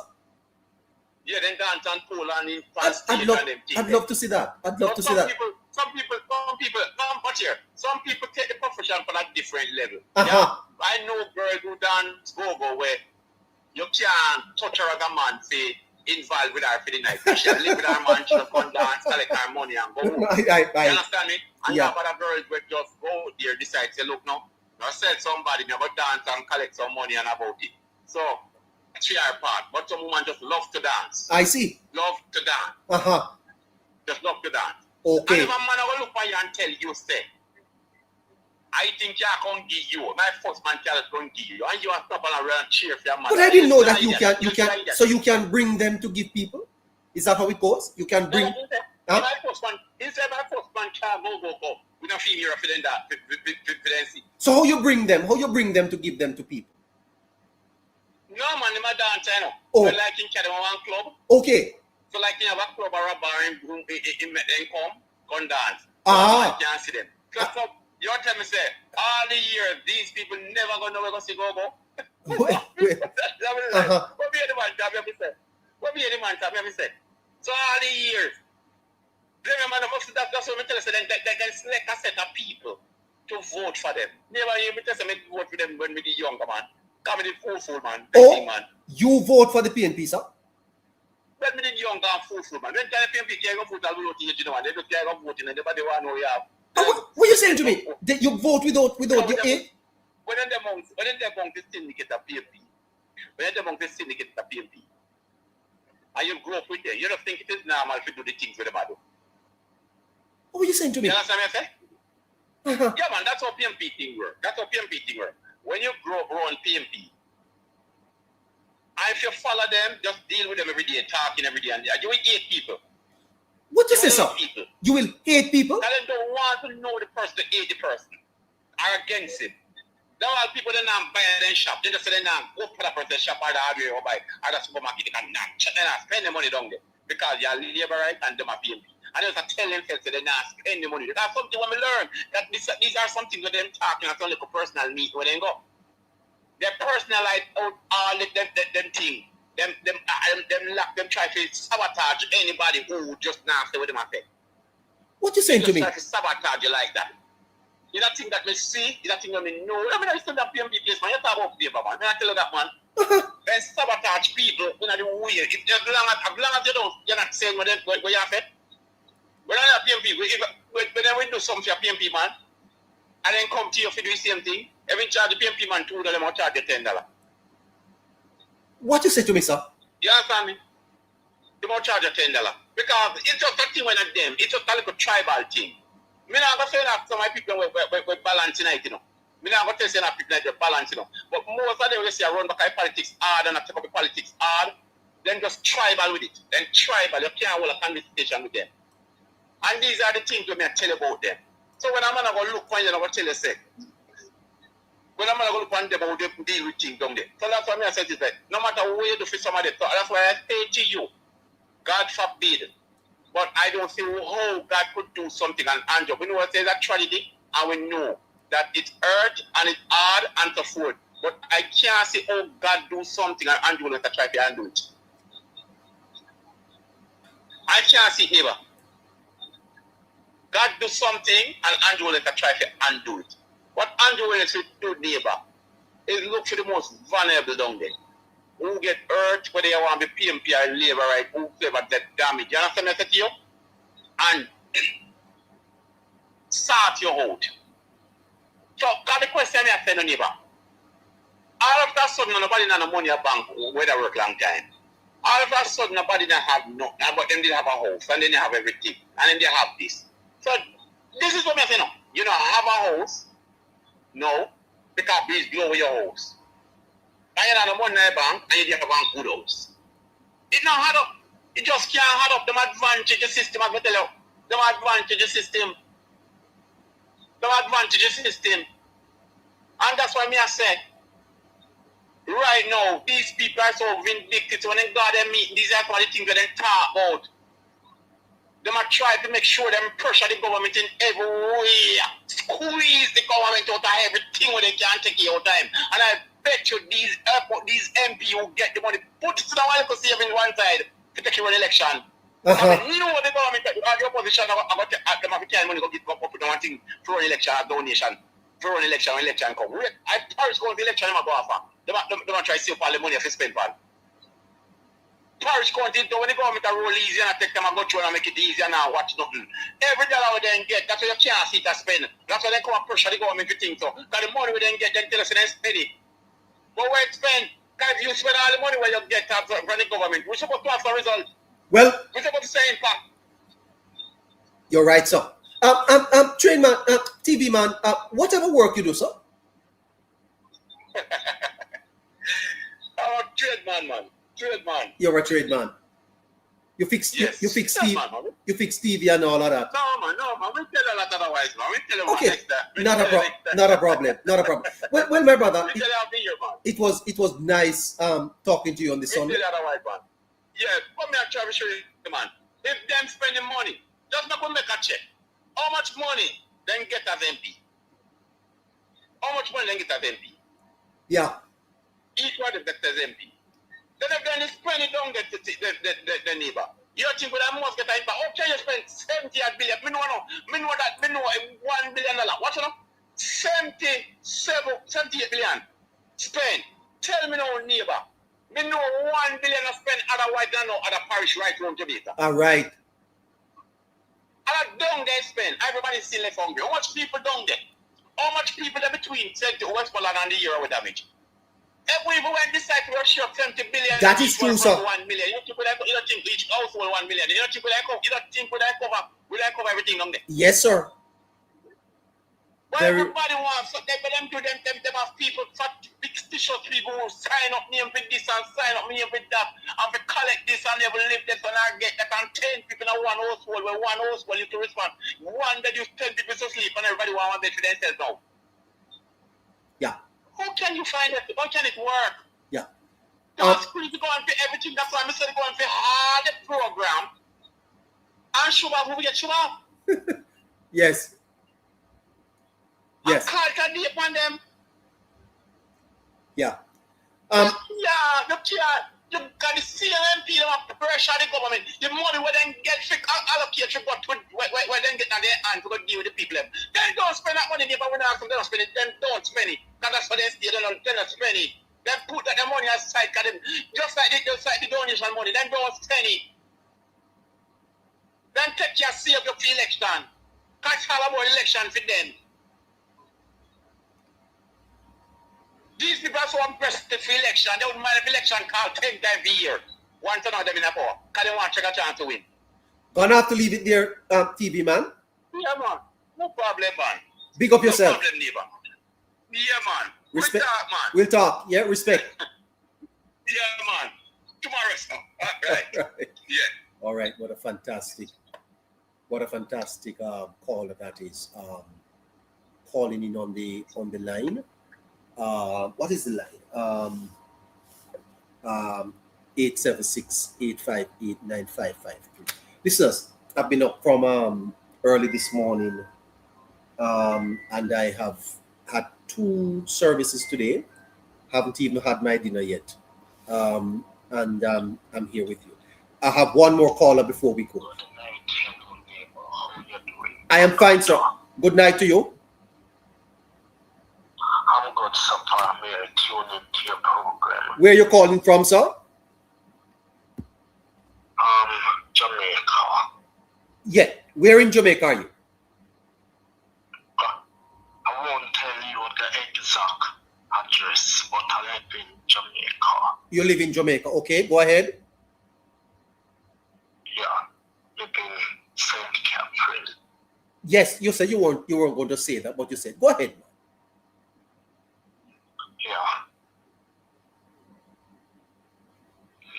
Just call you to hail you up and keep up with the good work that you're doing. Oh, well, thank you, sir.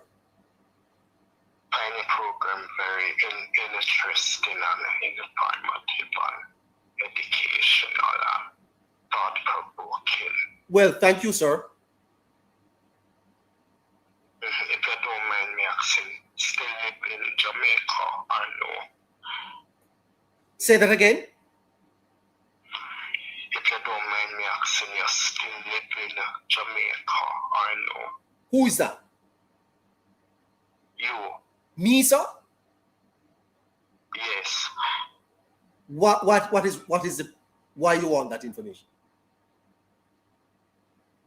I'm just asking. Well, you say you enjoy the program, so where I am is not of moment really.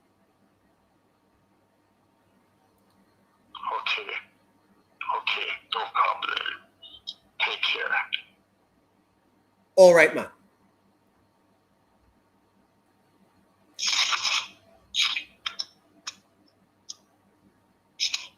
Are you okay, sir? Okay. All right.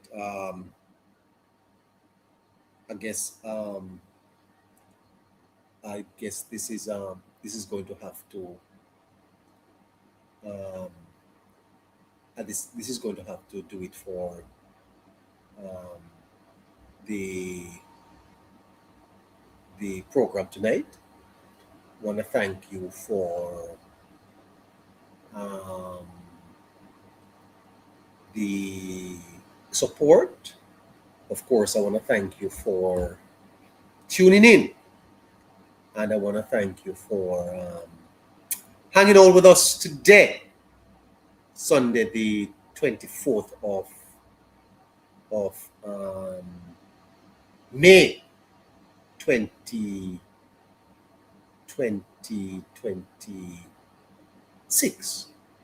yeah. It's been a great evening.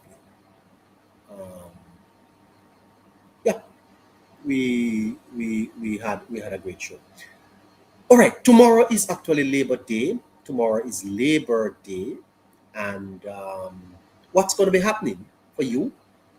Labor Day, you're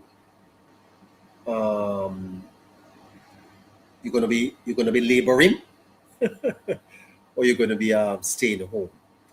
That's whatever happens. You take good care of yourself, I don't know what I'm going to be doing tomorrow yet. I think I may just take a rest and plan for Tuesday. You know, whatever the case may be, we're going to catch up with you on the other side.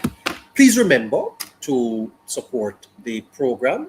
Our Zelle account is 954-635-8732. That's 954-635-8732. And we also have a cash app which is going to be posted in the chat. Memorial Day here in the USA tomorrow. Well, that's that should be interesting. Lots happening tomorrow across the island as Jamaicans, labor on. So many things happening in the politics too, and we hope that you continue to, play your part in making Jamaica a great country. The welfare of the whole human race. 954-635-8732 is our Zelle account, and we thank you for your support. Neighbor? Hi, you okay? Yeah, I'm fine. Okay, great. Are you saying we won't be on tomorrow? Well, tomorrow is a public holiday. I'm not so sure if we are producing for tomorrow. I did I did get involved in a little Labor Day project, but I'll talk you off the air on that. Okay. Yes. All right. Okay.